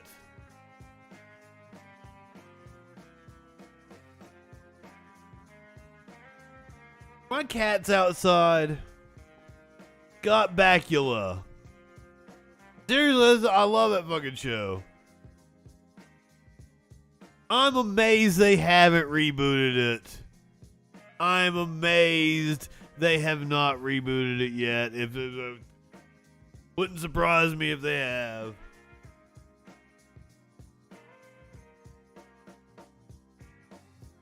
They very well, they should. Would I watch it again? Probably. Am I gonna watch Better Call Saul tonight? Probably.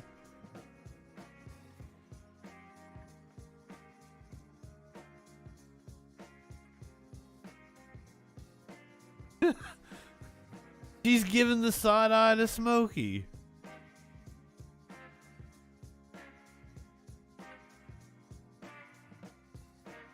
Looking 4.6 billion years into the past. 4.6 billion years into the past. Apparently they're attempting to reboot Quantum Leap. I made a Quantum Leap joke.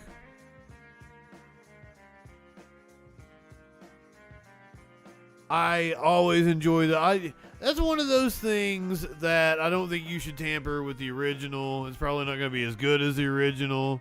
Bacula to the Future. Apparently they, whoever Zucker that owns the rights to Back to the Future, they won't let him reboot it or redo the movie or anything. Like, he has final say. That was one of the reasons why it took so long to make a Ghostbusters, because fucking what's his name had final say. Is there a trailer for Quantum Leap?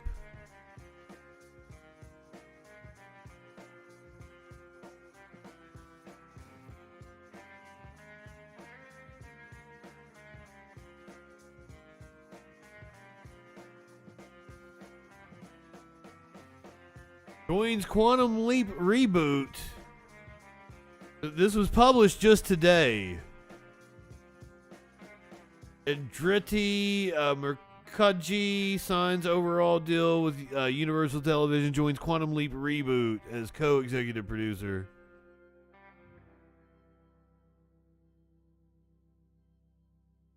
I don't know what was going on behind me. He's a film and television writer originally from Kolkata, India.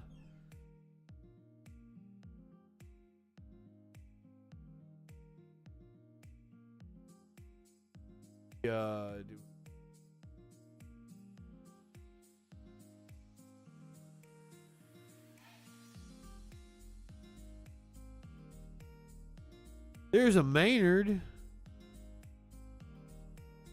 First look trailer. Here we go.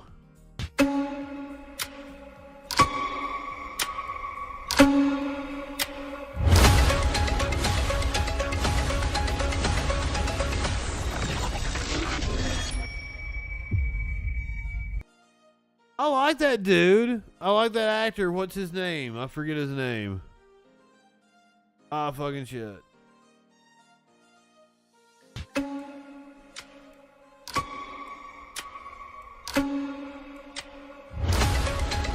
Raymond Lee.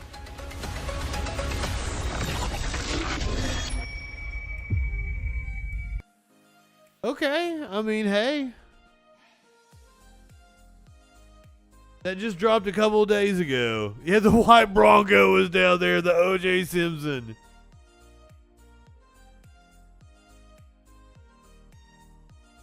I mean, if they're targeting like our age, like that's one of those like milestone things.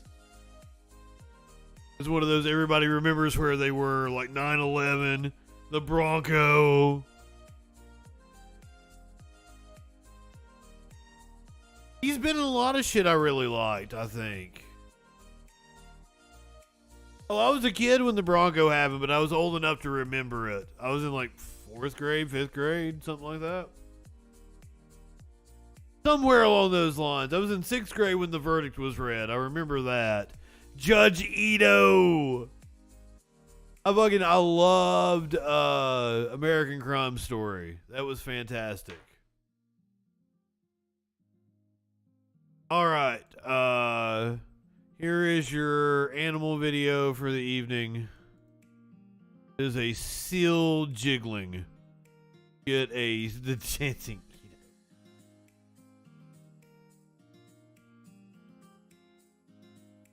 Ooh, we get a little slow-mo. Look at them eyes. Holy shit.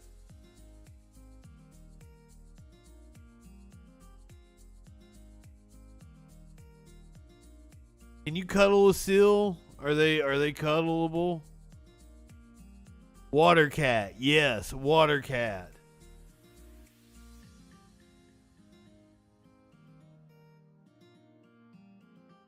Somebody make a poll. Would you cuddle a seal?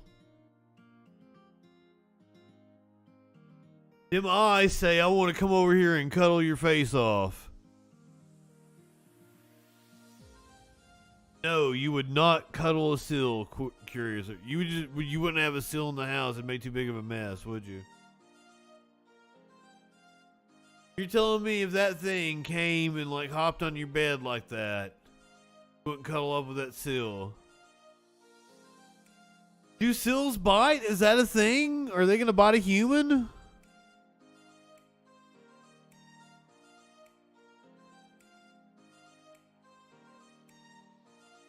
Dustin, I love you.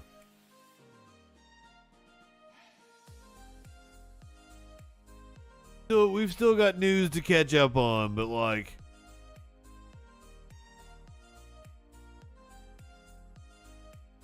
I think we covered the highlights. We're gonna watch this seal a few times. I mean, Buster lost his hand to a loose seal. Money could literally solve all of my problems. Lucille.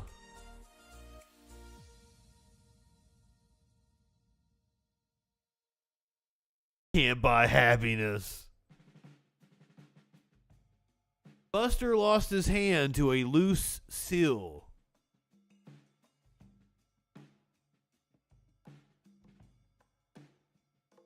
No, it was a loose seal. It was a seal. He got the little seal toy and everything that foreshadowed it. Because he had the thing with he had the mom complex. What would you, the Oedipus complex, where he wanted to fuck his mom, and then like he had Lucille too. And he lost his hand to a Lucille. They're built for speed, not cuddles. Those eyes say otherwise. Those whiskers want to be like fucking played with. They said they watched it 19 times. I think we're gonna demolish 19 times.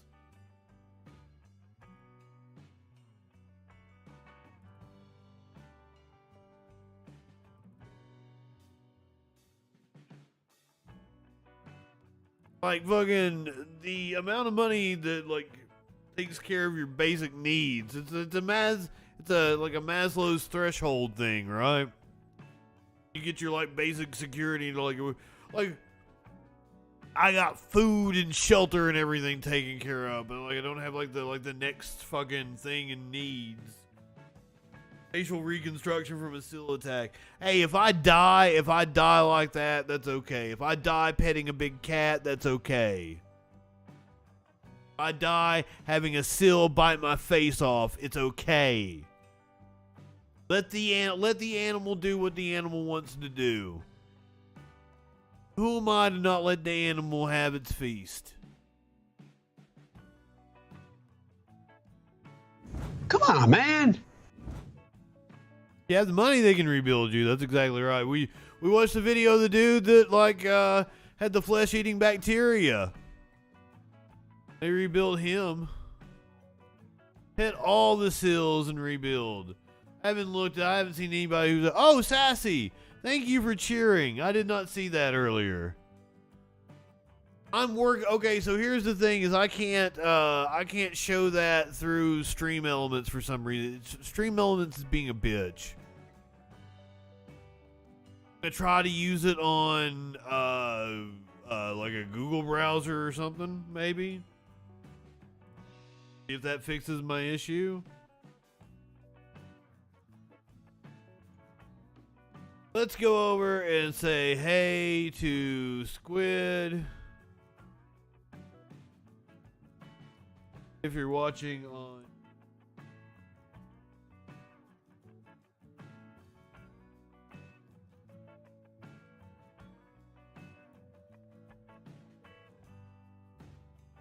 I was told there was ice cream, so I might go see if there's ice cream to be had. Probably gonna do the oh, she ate it all. God damn it. It's okay.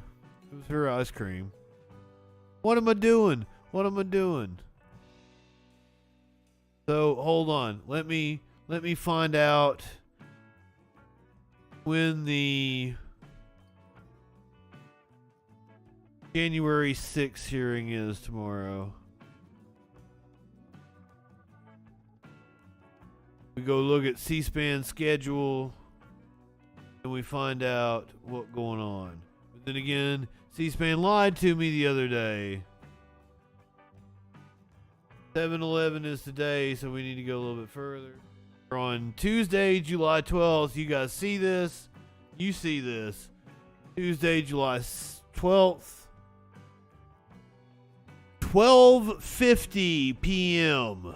12:50 p.m. The January 6th hearings, the 7th hearing on the Capitol attack. You guys see this, right? 12:50.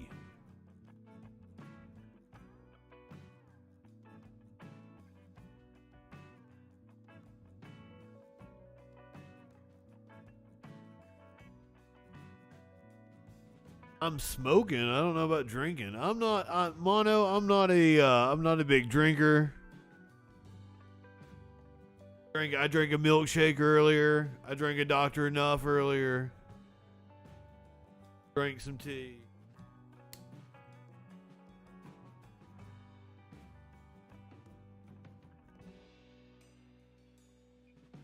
But I smoke up with you. I need something. I need an on-screen graphic about smoking pot. That's a thing. So C-SPAN tells me that the January 6th hearing is at 12:50. Let's go to YouTube. Let's see when PBS. If I'm a social drinker, if I'm out somewhere and everybody's drinking, I will have a drink with everybody else. I don't really like beer. I like apple cider. I like a hard apple cider really well. Fucking love a hard apple cider. Very refreshing. So they're like that's my jam. Let's go to PBS. Let's see what they've got set upcoming.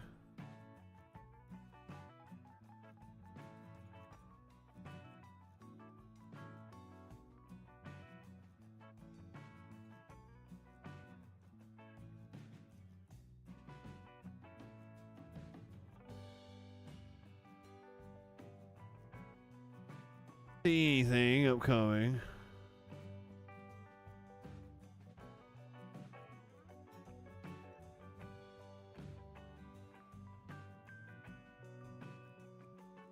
Okay, so PBS is set for 12:30 tomorrow.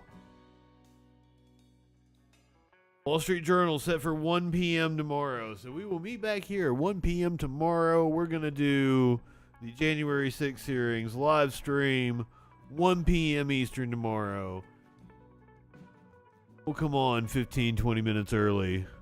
We'll billboard everything. It'll be a fun time. We'll get really high. We'll do the January 6th hearings. Now I'm gonna send you guys over to Squid if you're watching on Twitch. Now that we've got the time settled for tomorrow when we're gonna meet back here. So go ahead, light one up, tip one back. It's alright to have a little fun if you hit the sack. No, I fucked that up. Light one up, tip one back. It's alright to have a little fun before you hit the sack. I'm Justin Freakin. We'll see you tomorrow for the January 6th hearings.